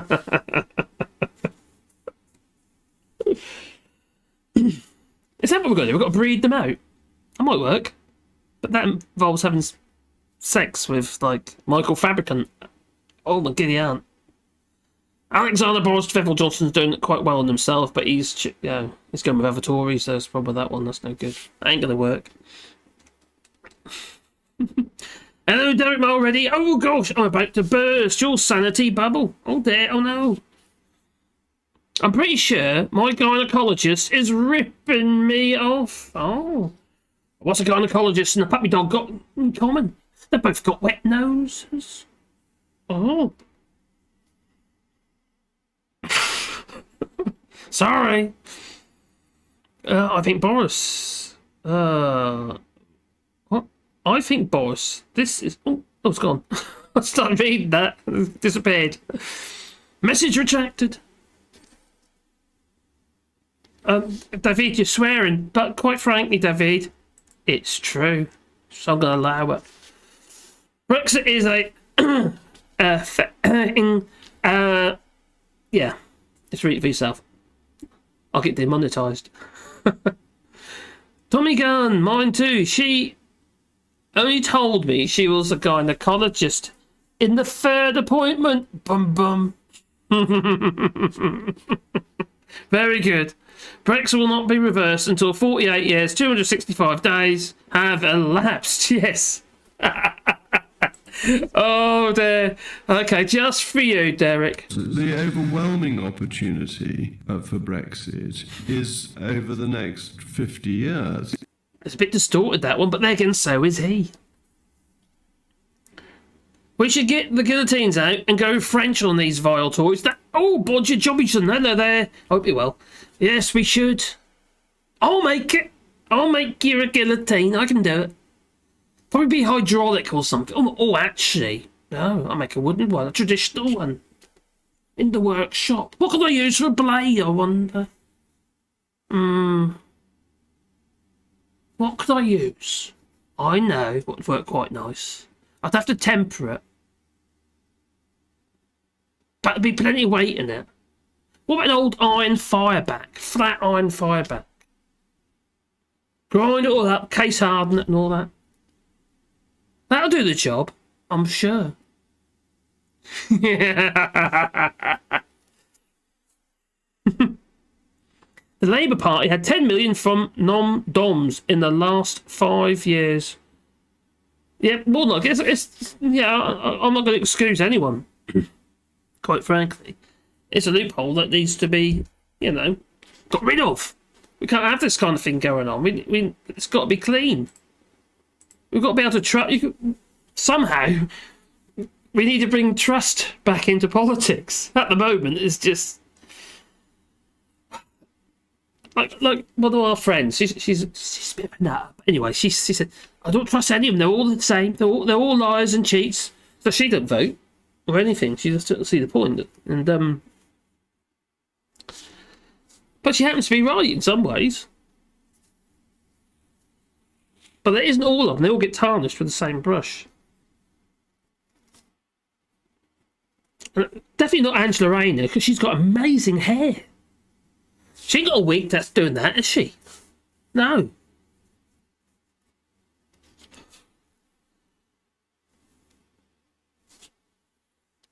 The Just Saying says, I like the cold catapult idea. So you just always just catapult them. Against what? What? I don't know if I should say this out loud. David Jarago says, Jeremy Corbyn is one of the few politicians I find sexy. Blimey. Really? Okay.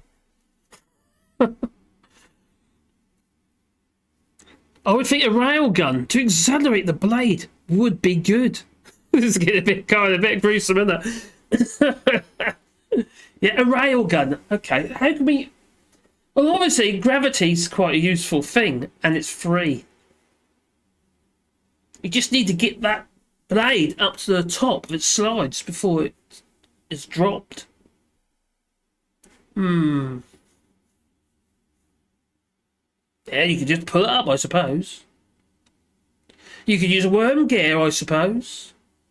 You could even use vacuum, I suppose. There's lots of things you could use.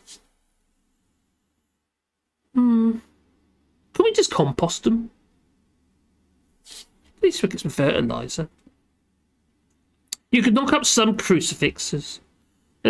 Or would that embolden Tory delusions of grandeur? Probably. But we could just allow the vultures to peck at them. Oh, look at this getting a bit much. You vote them out, not take them out. I suppose that's the right thing to do, Vertigo. And Bolgy Johnson says, take the money of politics. It pollutes the system, yes. What we need like a Star Trek system, or credits or something. Another good method of execution is flight, throwing the perpetrator down a cliff. That was always popular. Or off a ship. On the gangplank. Maybe. Keelhauler, maybe. Stick him in the hold.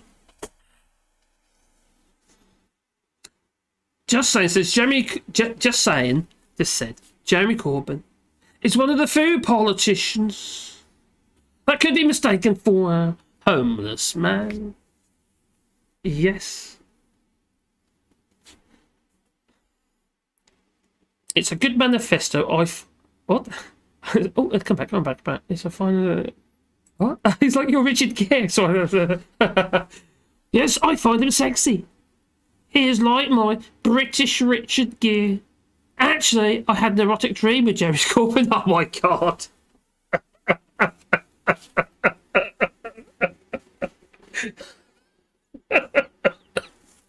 Oh, David. Hello, Nicorn. Hope you're well, buddy. RPM is sexy, as is PM of Iceland and Estonia. PM of Sweden or New Zealand is isn't bad either.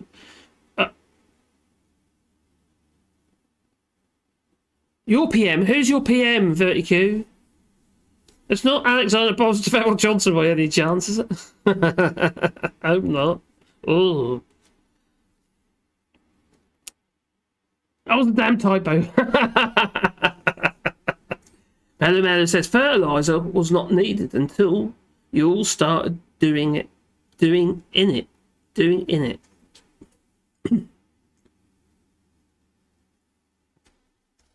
Fertiliser didn't used to be needed because we used to do rotation, crop rotation, and now it's all intensive farming to, get as much as they possibly can out of a piece of land because land is valuable. And to leave it sitting there, it's leaving it fallow for at least each piece of land for at least 1 year. Well, it's not earning any money, I suppose. Tommy Gunn says David is taking the peep. No, the pee, Just Just throw your local Tory into the composting toilet. That'd be good. Yeah, we've got compost toilets here. They're not as gruesome as they say in the commercial ones, but because we're in the middle of nowhere. Bum, bum, bum, bum. Portuguese sailors were a little sadist. They dragged criminals tied in the ropes behind the ships. Oh my goody aunt. Oh. It's not as bad as Keelhaul. Can you imagine being Keelhaul? There'd be all barnacles on the bottoms of these ships. And you'd been dragged under. Can you imagine that? Crikey. Mm. Oh, Finland. Oh, God, thank God for that. Says Verticu. So, oh, yes, you remember that. You are in Finland now. I remember now. We spoke before, haven't we? After all, they've had given them a burial at sea. Oh. The rat and the sharks will eat them. Yes, we have a romantic holiday in Benidorm. Jeremy Corbyn was the captain of my ship, says was it your dream? You had a romantic holiday with Jeremy Corbyn. Oh, blimey, this is just too much information. God, better. Oh, dear. Abnormal says, Corbyn is a rarity. He's honest. I think he probably is, yeah. Give me someone with principles and morals over a suit. Fair point. One of my biggest worries of Corbyn's was I didn't think the Labour would ever got in with him. I didn't feel that Labour would have. I didn't think he'd ever be Prime Minister, to be honest. But they might, I could have been quite wrong. Oh, there you go. Oh, Ted Cruz! You find Ted Cruz? No, he's a loon. Just give me some idea how sick I am. You are sick. You need to take some tablets quickly. Oh God, that man. There he was. Well, didn't he travel to see his kids or something, or did he leave his kids behind or whatever during the COVID restrictions in the US? Oh, was it Texas? He's Texas governor. Crikey. People vote these people in, you know. They voted Trump in. And Trump, well, quite frankly... And tremendously wet. That he is. Crop rotation is important because you can choose different grains to grow at different times of the season for cows. That's very, very true. Just saying. Just like what we do here in our garden, in that potager, we never plant... Like 1 year, if we plant potatoes 1 year, we won't be doing potatoes the following year in that same plot. But also, we won't be doing peppers in that plot. We also won't be doing tomatoes because they're all part of the same family. So we keep them, we put them somewhere else, basically. And the other thing is we won't plant beans where there's been onions because your beans won't like it, no. But carrots, you could almost plant with anything. Or so. And also we do a lot of green fertilisers. Well, actually, there's something you need in the UK. If you live here, I don't mind sending somebody some comfrey, because we've got loads of it. But comfrey is a green fertiliser, and literally you just pull the leaves off as they grow, and you chuck it in a bucket of water, and you get this dark juice basically out of it, and you dilute that down to about 10%, and then water your plants with it. It's a brilliant feed. It's got everything you need in it, not just nitrogen. It's a bit like Bernie. I like Bernie. Had won against Trump. His policies were popular with the regular people, but Congress would have blocked every... Yeah, that's a good point, actually. That is a really good point.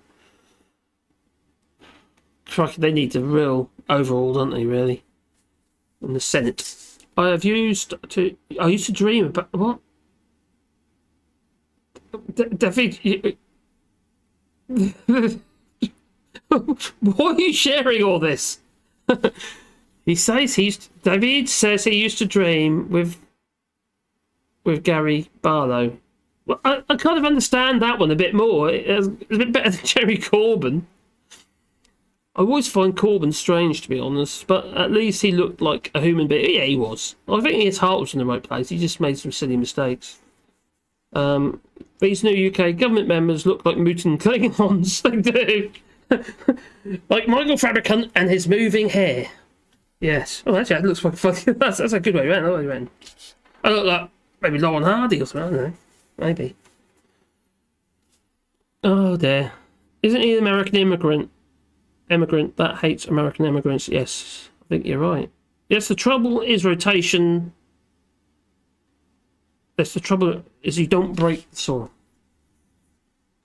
We give it a chance to recover naturally. And that's the other thing about planting. We've got this habit where we want to dig everything up every single year, till the soil, make it all fluffy and lovely. But you actually ruin the structure of the soil and all the little microorganisms in the soil, which is beneficial to the plant.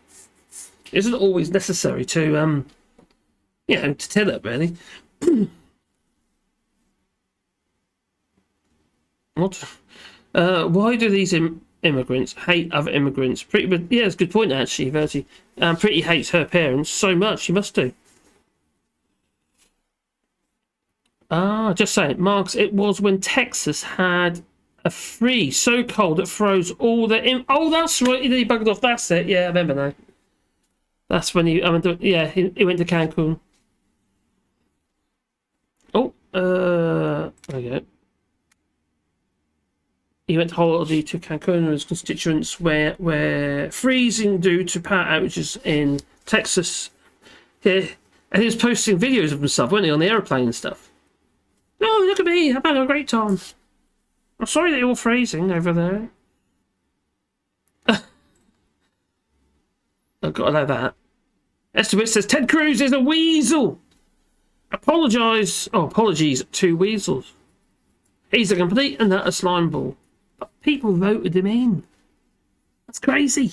It's just nuts. Just thinking about it. It's painful. Oh, anyway, let's finish this little bit out and just see what's going on here. Though. Although I brought it in there, I might as well bother because you can't read it. I need to do what Conservative was saying and no CR it. But I want to show the actual thing because it looks like I'm not being honest, if you know what I mean. Oh, the Prime Minister, it said, or says. Paragraph 7.9 of the Ministerial Code requires consultation with the Prime Minister where it is not possible to devise a mechanism to avoid a conflict of interest. Now, this appears to have been the case with the Chancellor. However, your spokesperson have denied you. Aware of the crucial elements of the conflicts I have set out above. Can you therefore clarify whether and when you were consulted, and that you did indeed agree that the Chancellor could continue to hold the relevant interests without their public declaration? Now, I'm sure that you would agree, as Chancellor, Rishi Sunak must follow the transparency rules and lead by example. Just like you, Alexander Boris DeFeffel Johnson, the Tipper. Any suggestions that he has failed in his duty must be taken seriously. The public rightly has remaining questions, including: has the Chancellor, Rishi Sunak, ever benefited from the use of tax havens, especially when he ran his hedge funds and investment companies? Will the Chancellor now provide full transparency on his household overseas income and where tax has been paid on it? Now, has he received any updates on his blind trust during this time as Chancellor? And if so, will he provide details of it? Did he promise the US that it was his permanent residence when he applied for, received and maintained a green card? If so, was he legally a permanent resident of the US when he was a UK member of Parliament and a minister? Does,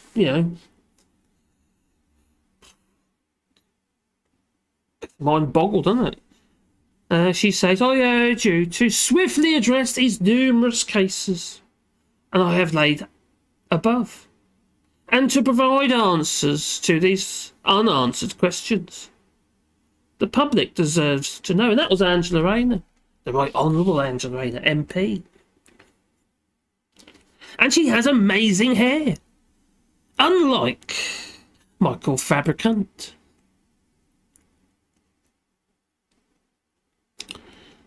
Now, I know what the response is going to be from Alexander Boris to Pfeffel Johnson. It's going to be something in line with, I believe that we should keep the wives of MPs out of politics, or something like that. But it's not just about Activity Marty now, whatever her name is. Yeah, no. It's about the whole family. How, well, Rishi Sunak benefited from all these benefits. Not that kind of benefit, no. Oh dear. What a bunch of charlatans. How can he maintain it? He's going to have to go, isn't he? What do you reckon? Do you reckon he's going to go? Is he going to be pushed out? Is he going to do a rudder?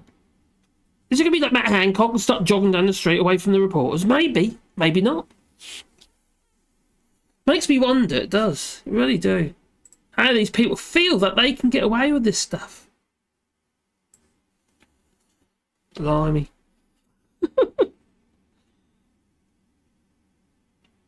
David Jarago says, Boris is so boring.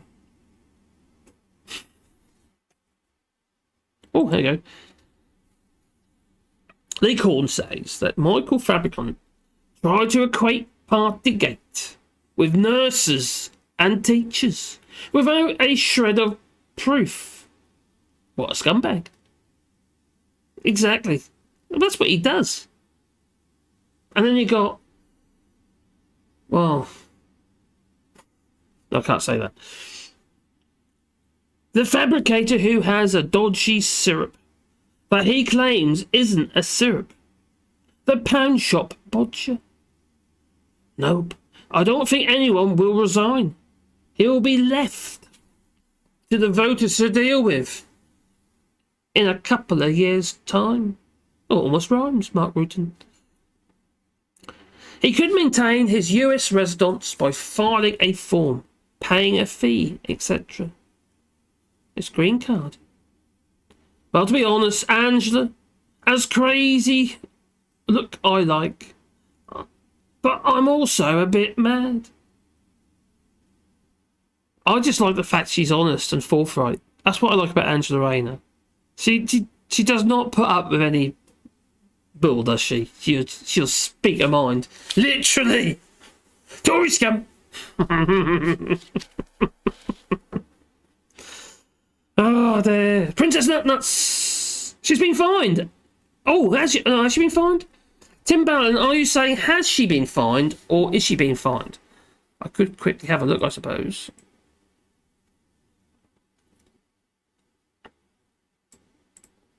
Who's on the list of being fined? Who's been Partygate fines? Oh.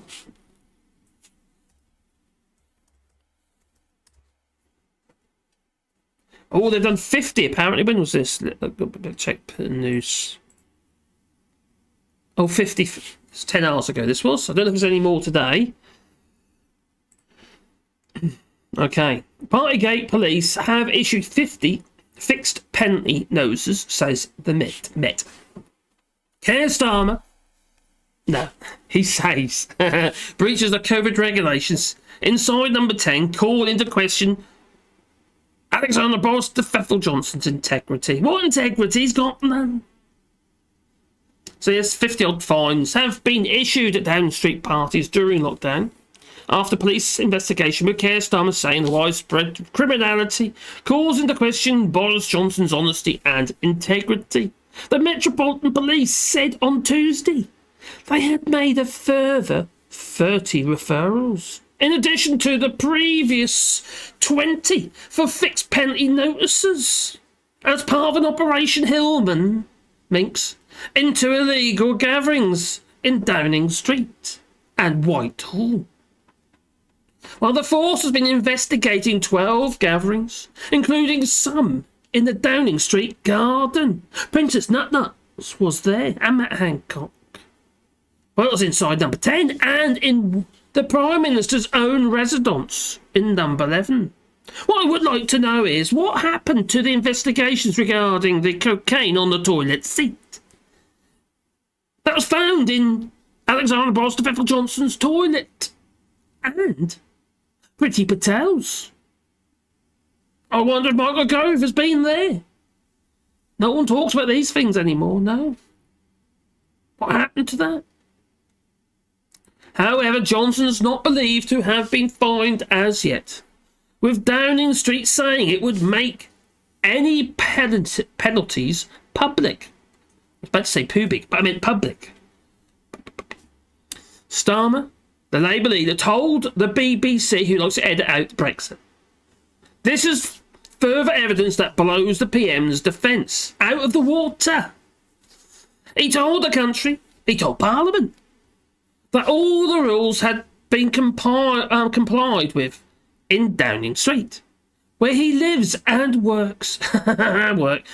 And now it is obvious there was widespread criminality. Oh. I'm afraid it calls into further question the honesty and integrity of the Prime Minister. Was there ever any question that he's a liar? Are you a liar, Prime Minister? I think so. Anyway, he stood up and said nothing was going on, and that shouldn't have been going on. No, that's what he said, the Prime Minister, because he lied. But then he says, oh, I've been advised, I've been told I have. And it's obvious that that was wrong, and it reflects very badly on the Prime Minister. It wasn't just wrong, it was outright lie. The Met last gave an update 2 weeks ago saying that 20 fines had been issued in an initial tranche of penalty notices. Now, the police are refusing to say which of the gatherings have attracted fines. But it has emerged that the party held for Kate Joseph, the former head of the COVID task force, and the Leaving Party for Hannah Young, and number 10 private secretary, were two of the gatherings where some party goers were issued with penalties.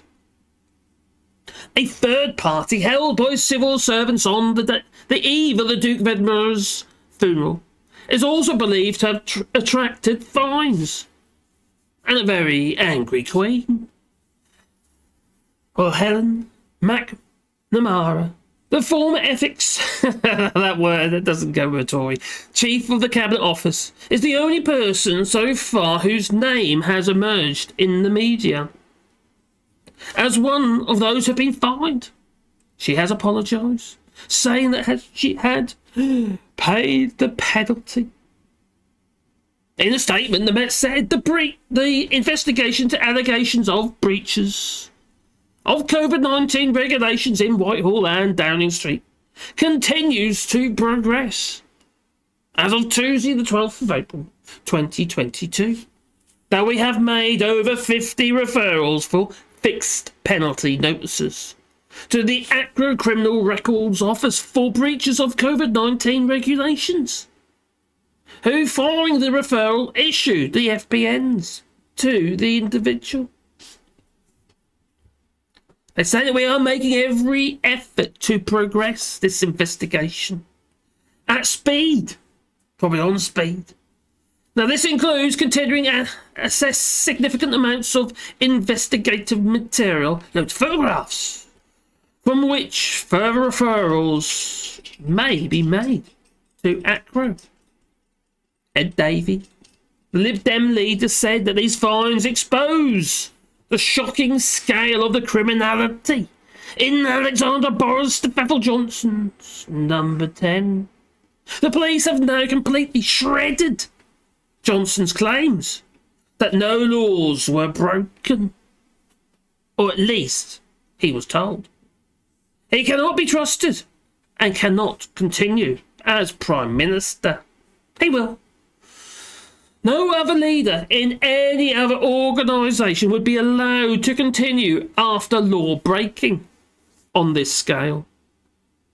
If Alexander Boris Steffel Johnson won't resign, Conservative MPs must show him the door. Oh. That's what Keir Starmer thinks. Well, I think it was Keir Starmer. Blimey. Strong words. But no mention of Princess Nutnuts, whether or not she got a COVID fine. So the only thing that would come of these investigations were slap on the wrists fines and no real consequences. If anyone paid a price, it would be some low-level schmuck. I've got a name now, but one of them... Oh, was it the press secretary or whatever it was? She had to resign because she's saying stupid things in a press press briefing rehearsal. Oh, does anyone also see the uncanny, similar plots of the old Monty Python show and the strategic plans of the current UK government? Oh, yes, definitely. She got fined. Oh, she did get fined. Did Princess Nutnuts get fined, Lee Corn? Or are you talking about the... Ooh, who got fined? Who got fined? Carrie got fined. Did she?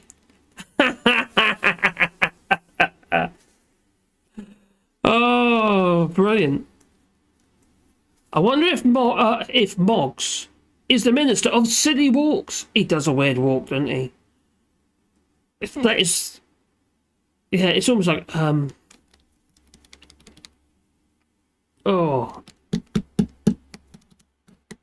I can't think of the cartoon character. I can't think of it though. Pretty much every Tory MP has tweeted their support for Bojo and Sunak today, and seems that they get really turned on by law breaking in a limited and very specific way. Okay. Blimey. So Carrie, Princess Nutnuts. Carrie said she got fined. Boris Johnson, you're married to a criminal. That shouldn't be allowed, no.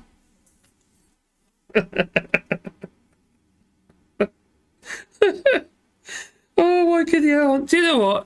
If I ever thought that politics would be this hilarious, I'd maybe took more interest before, but I don't think they were. We had Margaret Thatcher, people like that.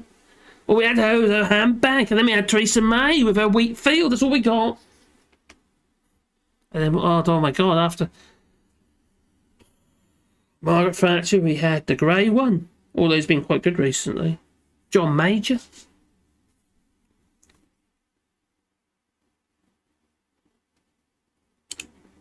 Oh, just watch Beau of the Fifth Column, Not to be Missed. Oh, okay, I'll check that out. Cheers, Abdul. Abnormal Abner. I'm not going to keep reading this stuff up, David. No. You and your Corbyn fetish. Oh, God. Would you like him in a... Well, bring in the Corbyn... Get him sleeping. Well, I guess you just have to wake him up now, won't you?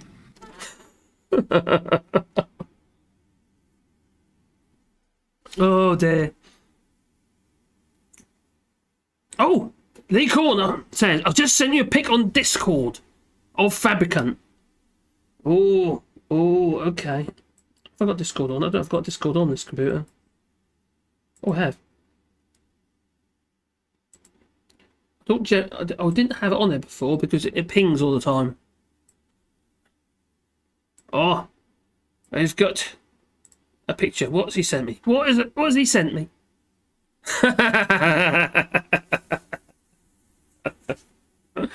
Oh, it's reconnected. Oh, it just disconnected and reconnected again. Thank God for that. Oh, dear me. Don't know why it's doing that. I did it the other day. And then start a complete new stream. But it's okay this time. David, I love him. David loves Corbyn. Did you feel cheated on? When he almost groped Thornbury. Emily Thornbury? No? Maybe. What can I do with this? How can I show this? Oh, bear with me. Bear with me. I might be able to. Da da da da. Oh, got a dog down my feet. Hello, dog down my feet.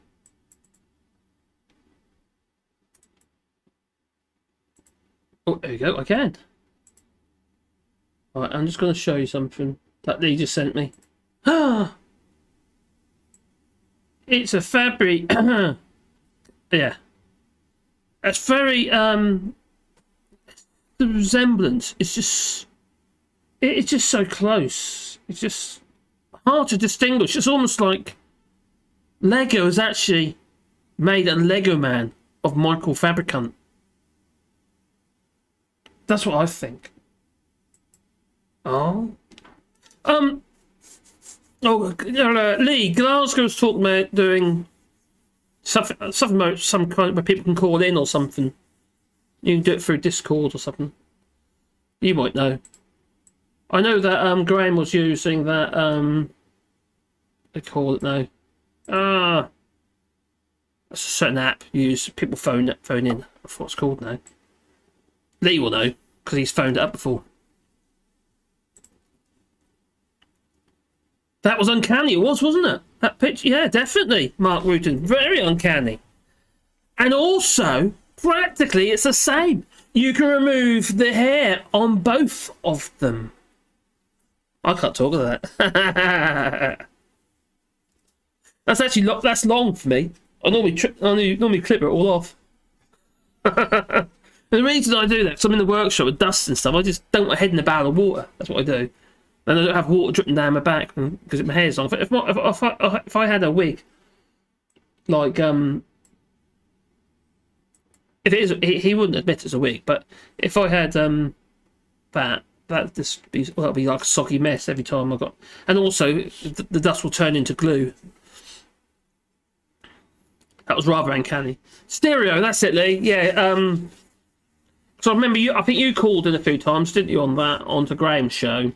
The only thing I found it became an engagement between the caller and Graham, and I felt that I was just like, I felt a bit like I was invading a bit, that I shouldn't have been there. It's like I was listening to somebody else's conversation. I'm not convinced. I've complicated things quite a bit here as it is, and I need to get my head around that first, I think, before I start complicating things even more. Don't eat it! Marcus, don't make fun of me! Everyone has had dreams with celebrities. Not Jerry Corbyn, though.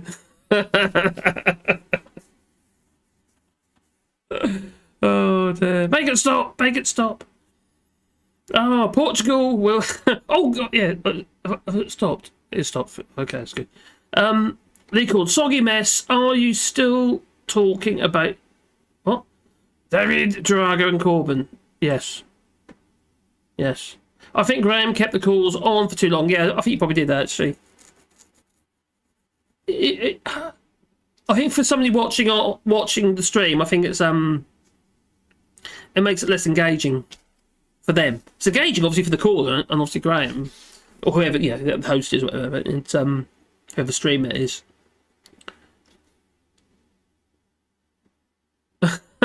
No more wiggy. It's not a wig, please. That's making me feel ill. Says Bodger Jobbison. That was rather gross, wasn't it?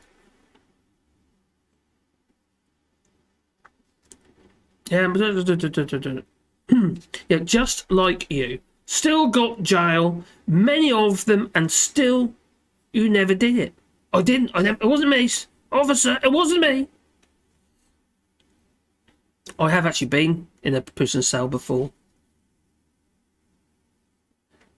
And it wasn't even me. Literally. Oh, it's a bit of a long story. Well, it's a long story now. I'll make it, try and make it a short story. Anyway, I went to buy a car. And this car was a Morris Minor, because I used to love Morris Minors. So I've had 7 of them. Anyway, I went to this guy who had a huge collection of Morris Minors, all different shapes and sizes. He's about 50 of them there. Anyway, I bought this Morris Minor. Caps, Arnold Cap Skips it was. That's what I got. That's what I got from him. Basically, it was a skip yard, but he also had low. I mean, it was almost like a scrap yard of Morris Minors. Anyway, I went down and I bought this Morris Minor, and paid my money. You know, got my paperwork and everything. But Arnold Cap wasn't there, and he misunderstood. He was colourblind, and the one I wanted was the grey one. And his daughter gave me all the paperwork and everything for this car. And when it come to it, it was the wrong car. It's supposed to be a different car because he's colourblind. About 3 months down the line, I had a knock on the door about 5 o'clock in the morning, literally, by the police. And they carted me off, put me in a cell for theft. I'd registered the car and everything. Needless to say that nothing come of it. It was just it's let me go and what have you. But I was there for till about 2 o'clock in the afternoon in a flippin' cell, and they interviewed me, recorded the interview and stuff under caution. Couldn't believe it. But what have I done wrong? It's like J.O.B. He keeps the calls on for too long. Long as necessary to get the point across. But I think, Graham, it's too nice to cut them off. Yeah, probably. I understand that. I think it's something you've got to be cruel to be kind. Obviously, you dilute the point, don't it, I suppose, of the call. Bit like I'm doing here.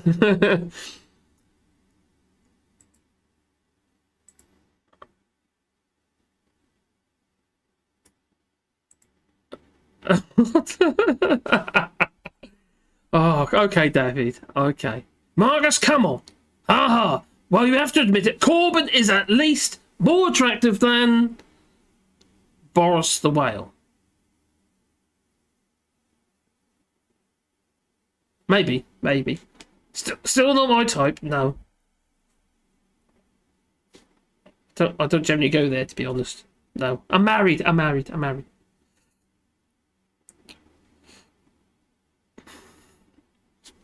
So, still many years ago, have this corrupt people running for the government. Political prisoners. Feel like it. I feel like a political prisoner, and I'm in France. Oh my God, talk about France, we've got the French elections. Oh my giddy aunt. Okay, what the poll's saying now for Marine Le Pen. It's not Marie Le Pen, because some people said Marie Le Pen. It's not Marine Le Pen, as in a boat. Or a dyke. Should have said that. Oh dear. I was just trying to be offensive. Right. So what is it? Okay. Oh, she make much ground at the moment. She got to 23.1% at the moment of votes. This is a poll, remember, obviously. And Macron's at 27.8%. And Jean-Luc Mélenchon, not Picard, Jean-Luc Mélenchon, which it was Picard, they've got 22% of the vote. So he's not far behind Marine Le Pen. Now, he is much better, but he's a lot better than Marine Le Pen. She is nasty. She is seriously nasty. At the moment, she isn't talking about a Frexit, but she will. She'll try. Once you get in, she'll try and push it. Could you imagine it?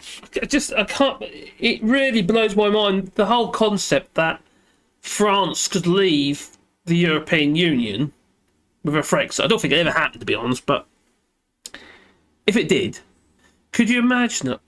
How the hell would they control those? A UK trading corporation agreement to cut out immigration, because that's her mentality. How the hell would they do it? It's right slap bang in the middle of Europe, the European Union member states. There definitely is not enough butchers. There definitely is not enough vets. There's definitely not enough of anything. Because even here in France, we have a lot of Eastern Europeans. We have a lot of Romanians and Polish, what have you, working here. And why the hell not? If you get a good job over there, you can live in Poland really cheaply. Oh, well, this bloke here looked like nationalism is war. Well, he looks like Michael Caine. So yeah, she made some ground because she was lagging way behind, but she made some ground and seems to be a little bit stagnant now. I hope so. The thing is, when you get to the debate stage, last time Emmanuel Macron, he obliterated her, made an absolute fool of her.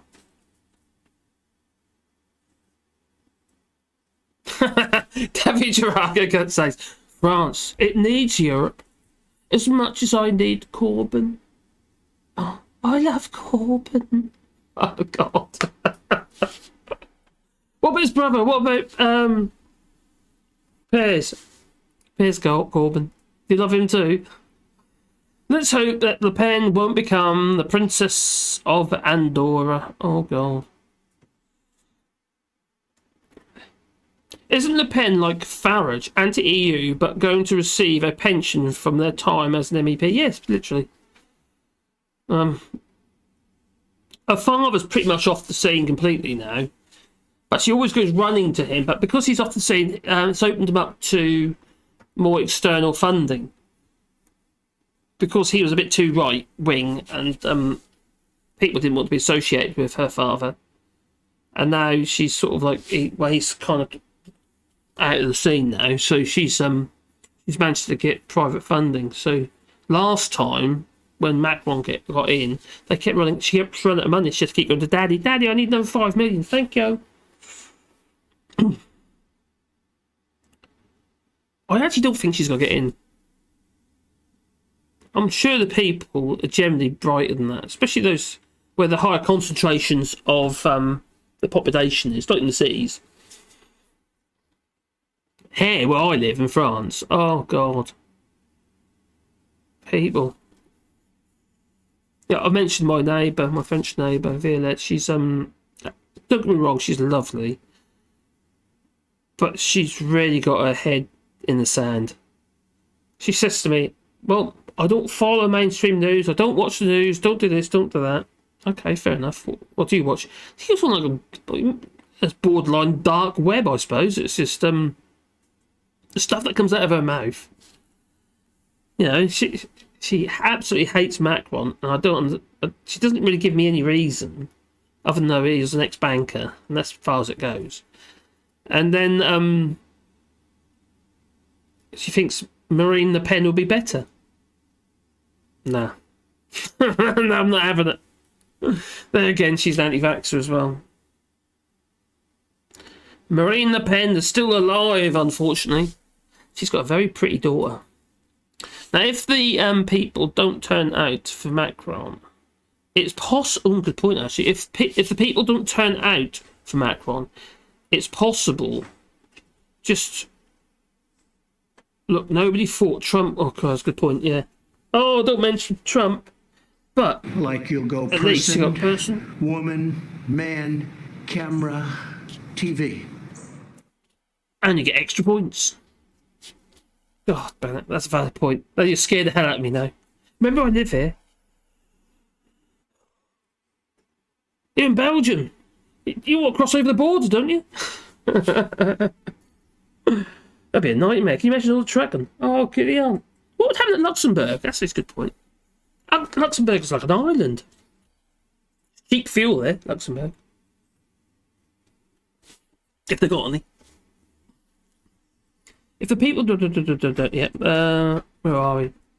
She's best buddies with Putin. Yep, enough said. And also Steve Bannon. Remember the guy who looks like his face is falling off? Him? Who says wear racism on your sleeve like a mark of, like a badge of pride or something about racism. Steve Bannon, the advisor to Trump. Horrid, horrid, horrid little man.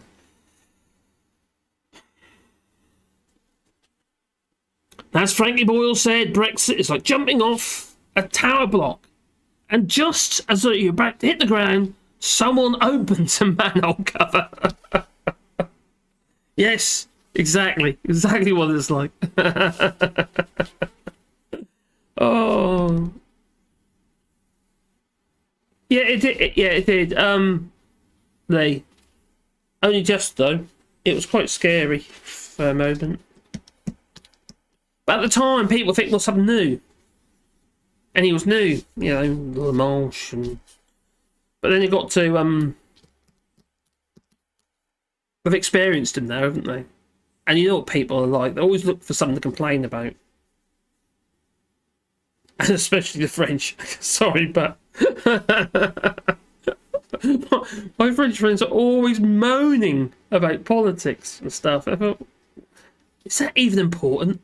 If they're not moaning about that, they're moaning about the fact they've got to wear a face mask or something like that. It's just... oh, God, so... They hadn't now, but, you know, they did. Tommy Gunn says, as Frankie Boyle said... Oh, no, you've done that one already. That's good. I like that, Tommy. That's good. Bonsoir, donc sick. Hi, buddy. Hope you're well. Where are we? Marine Le Pen had her bum slapped by Steve Nazi boy band. I didn't know that. He slapped her bottom. Okay. Is it like Stanley Johnson type slap? Well, he slapped, I've got a name now. Oh, my goodness, the other Tory. That'll come to me in a minute. I hope scientists don't send samples of speeches by Trump to space. Poor alien. Got a time capsule or something. Oh, God. A badge of honour, that's it, Lee. That's it, badge of honour. Like a badge of honour. Wear racism like a badge of honour. And Marine Le Pen invited him to one of her rallies. Cheers for that, buddy. I've got to blame the beer. In fact, I wasn't drinking through the week at all. Oh, damn, naughty me. That put pay to that, didn't it? I bet Bannon's got a reincarnated Cambridge Analytica type organisation pushing Facebook ads. Oh, you've probably heard me say this before, but if you remember the whistleblowers from Cambridge Analytica, Chris Whitey and the other lad, the one who was mocked because he's gay. I can't remember his name now. He's I think it was a Muslim chappie. But anyway, they were both Brexiters. They both wanted Brexit at the time, but they wanted it to be done honestly.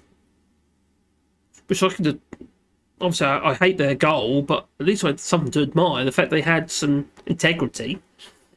But what they were saying is that the company they were working for, Cambridge Analytica, because they had these Facebook contacts that they weren't supposed to have, or so Facebook said they weren't supposed to have. They're supposed to have deleted them or something. And they only needed 275,000 Facebook contacts in the US to be able to reach every single one of the Facebook contacts in the US.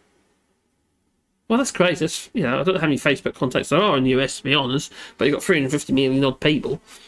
How many people you can influence with bombarding them with propaganda? So that's pretty much what they were doing. I don't think without Facebook, without Cambridge Analytica, we would have had Brexit. Absolutely certainly wouldn't have done. At least now, if you've been living abroad for more than 15 years, or it's going to Parliament, it's in the House of Lords, being discussed in the House of Lords, the 15-year rule. So if you've been living there for more than 15 years, you'll be able to, hopefully, very soon, you'll be able to vote in the elections. Which can't be a bad thing. Some people say, "Oh, if you're not, if you're not living here, blah blah blah, why should you get?" God's sake, man! It really, everything that goes on in the UK affects us personally. The politics of it does, most definitely. And I still pay taxes in the UK, so why the hell shouldn't I have the right to? Okay, I'm not quite 15 years yet, but not far off. Another 2.5 years. Larry, I love Larry and Paul Ecorn. Larry and Paul have done a great daily briefing today. Oh, God, they're funny, aren't they? With his wonky eyes. Oh, I might get a vote soon. Tommy Gunn, you might do. The Schindler guy, I can't remember. Not Oscar Schindler. Schindler's List. Oh, I forgot his name now. His name's Schindler, anyway. And, yeah, he's been fighting it for the last 20, 30 odd years. At least 20 years. Yeah, 20 odd years he's been fighting this rule. See, the thing is, you see, yeah, you could say, like, if they had a vote and we got the Tories out back then, and Cameron got back in after him saying that, oh, we'll have a referendum vote and what have you.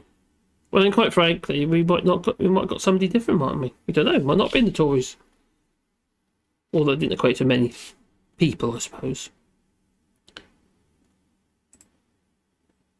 Okay.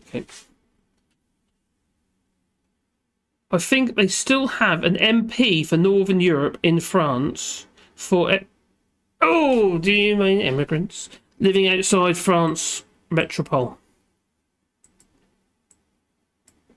And, I see, that's interesting. Cheers, buddy. Harry. The overdose of freedom is poison for the state, idiot.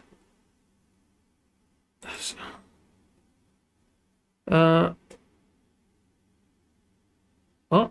Everyone should check the so-called Sukov method. What's that? Thankfully, Macron got 28% today. There is hope. Yeah, Philip. Yeah, exactly. She's on... What did I say she was on again? Was it 23 or something? 23.1. And Macron, according to what I'm reading here, is 27.8, almost 20. Yeah, almost 28. So that's obviously a bonus. For all his ills, I think he's been doing a fairly stable job already. He's definitely the safer bet than Marine Le Pen. Should just turn everything upside down. Okay, here you go. Oh, what am I drinking? I actually don't know. It's just an Amstel Navigator, that's all it is. It's nothing special. It's just a strong lager. Or beer. Oh, it's just a blonde.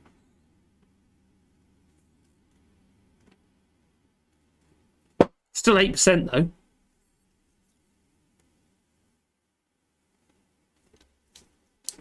The vision of Marine and Stephen is haunting and very disturbing. Have you seen that, Joe? Have you seen the pictures of them together in the videos? Oh my God. Shocking.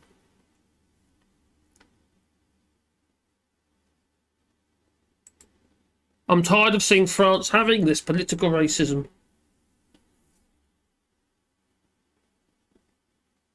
The French complaining? Nah. Says Joe, I didn't see that one. Oh, there. I bet Bannon's got a reincarnated Cambridge Analytica type organisation pushing Facebook ads. Is it in between him doing the crowdfunding for a new wall? I think something that Max said actually earlier today on Twitter, Max Rosebear, about how they're going to need a wall between Ukraine and Russia when the war finally comes to an end. But where will that wall be? Will that wall be between the Donbas region and Russia, or will it include the Donbas region? Will it come right down where the river is? Maybe.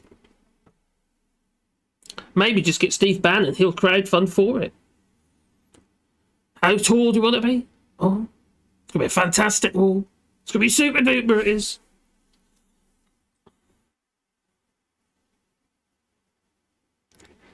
You can help me fight the Valams, Balang. Oh, okay.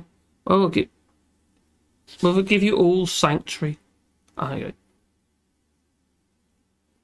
Carl Bennett. So she did. So Marine Le Pen had her bum slapped. Oh, crikey boy. Steve Bannon. What? Why would... God, wouldn't you have been a bit offended by that? She thinks that's acceptable. She probably liked it. Ooh. Oh, Tommy Gunn's drinking a lovely German lager called Freiburger. Or Freiburger? Or Berger? No, I'm just drinking a cheap ass Amsterdam thing. It's alright, it's a bit... It's okay. It was what's in my fridge. Oh, I've got a tail. You see the shadow. Oh, you see the tail though. Alright, Sebastian. Okay. You can say hello.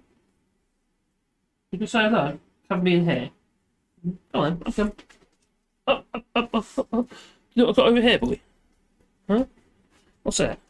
Oh. Oh, is that nice? Is it nice? Is it? Is it good?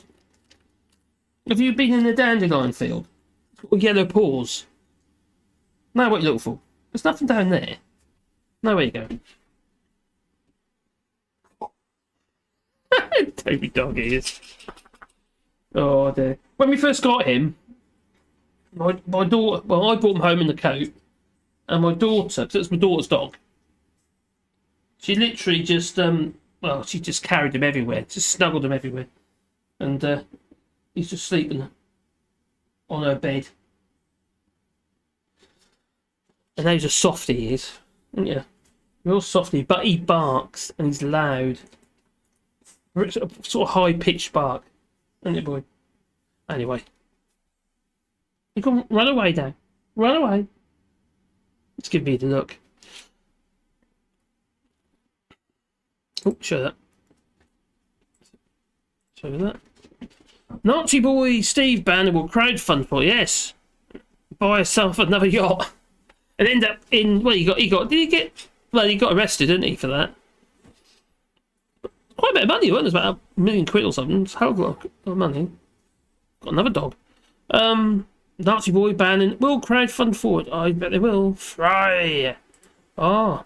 30Q. I think he got sacked. Heard about it somewhere. Who got sacked? 30Q.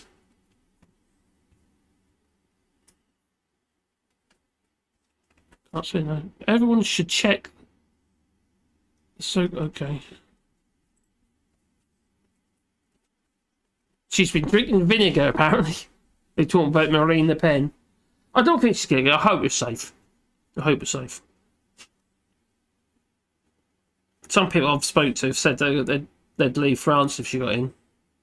I bet they wouldn't, but that's what they've said. Trump pardoned Nazi, but he got off. Oh, really? Bannon stole the wall money, then pardoned by Donny. Oh, God's sake. One of the wettest we've ever seen from the standpoint of water. It certainly was, old Donny. Putin won't be happy unless he gets the Donbass and the land bridge to Crimea. Does he honestly think that people are ever going to forget this? No one's going to ever want to do any business with Russia again. Not with anyone in any sense. Well, I did a video about this actually, but you know about Leroy Merlin's as a local DIY store, a Bricko. And they're global pretty much. And they're in Russia, but they're still trading in Russia. Well, they've made some pretty flimsy arguments why they're still trading. You've got to supply people with plasterboard, you see. You know, they've got to have their plasterboard. It's a necessity of life. And one of our friends, who's a bit on the right, bit right wing, was saying that well, I'm not gonna boycott them. They're the cheapest place for plasterboard at the moment. I don't care. She goes, I don't care. There's son's going in there. He's in the SAS. He's one of the people who's been enlisted to get Volodymyr Zelensky out in case, he wants to get out in a hurry. No, Tommy Gunn, I don't get a vote. No, unfortunately, we don't get a vote. Our Carter's sure doesn't allow us to get a vote. If we get citizenship, yes, we can get a vote. But even my daughter-in-law, she hasn't got citizenship, and she's been living there most of her life. Speaks perfect French. It was never seemed necessary, I suppose. But now she's saying she'd like to vote. And she can't vote in the UK either, because she's never had a national insurance card. So she's not allowed to vote in the UK. So she's felt a bit kind of isolated, sort of citizen of nowhere, you could say. Yeah, she's a lovely girl. She's Welsh, and they didn't vote Brexit, so it's okay. Putin has said they are not giving up war in Ukraine and will use whatever means necessary. That's always the threat. And whenever we hear that, we think nuclear, don't we? That's the first thing that comes in our minds. We think they're talking about nuclear again. Yeah, it's the man's clearly deranged and probably having Botox.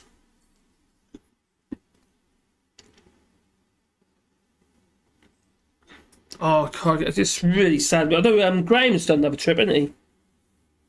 I did say I'd go with him, but he didn't tell me. He didn't want me to, I reckon. Probably. If he wants, share the drive. Obviously, I'd have to get himself in line with his journey.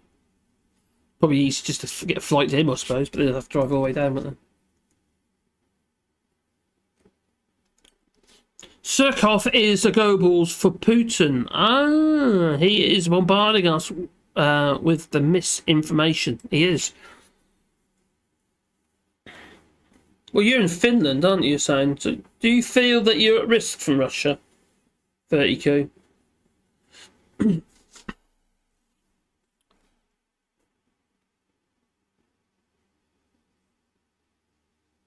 Yes, we do local elections. And we didn't do it this, we have done that local elections, but we've done that a couple of times. That was quite a palaver. We had to go to the mairie and get it all certified and stuff to allow us to vote.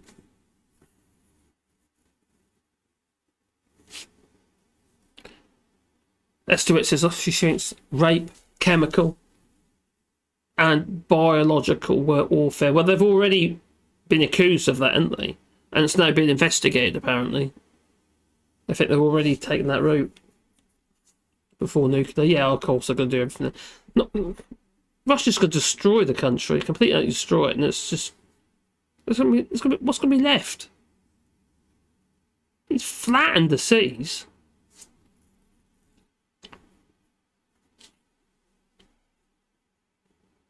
Gray remembers what it was like with your Ginger Island, so he's hesitant to spend time in the small space for me again. Oh, Graham. I don't know if you remember, if you watched any of the videos when I was on Ginger Island with Graham Hughes. And it was an eye-opener, believe me. Well, the first time I met him, he said to me, I've got a problem in my personal space, he says. I said, okay, so I grabbed hold of him. And then we were on the aeroplane. And so I was getting sort of leaning on him and stuff like that. Just, he got to break through the barriers, He got to break through the barriers. But he's a funny chap. And Graham Hughes, you don't know him, he's actually he's got a channel as well, but he's got one hell of a memory of useless stuff, but a hell of a memory. Don't know how he remembers after this and stuff. Jokes and all that sort of stuff as well. He just reels them off. Terrible delivery. No delivery whatsoever, but he does, but he's got fantastic memory. Putin has so much Botox, he looks like, Kardashian. Oh. The Russian troops that are now in the Ukraine used to be in Finnish-Russian border. So now the 1,340 kilometre long border is more or less empty. Crikey. Maybe Finland should invade Russia. No? Okay. The Russia's dead in the water. It won't recover soon. No, economically, they're buggered, didn't they? Even if they win the war, it's a politic victory, not worth it. No, it's not. It's most of their income comes from the gas and oil that they sell, and we're going to do everything we can, I hope, to avoid it. That's going to cripple Russia's economy, and it sounds mean, but it's almost what we've got to do. We've got to make our economy completely fall over. And maybe you get a regime change. It's kind of what happened last time, isn't it?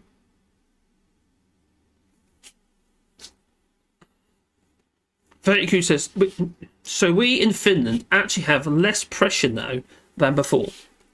Especially when the Ukrainians are dismantling the Russian troops. Well, that's a good point, actually. So Russia is not going to all of a sudden rebuild those troops. Remember, half those bomb tanks they got are yonks old. Ancient, in fact. Didn't send all the good stuff in, did he? Putin, the new share. It's in his kiss. That's where it is.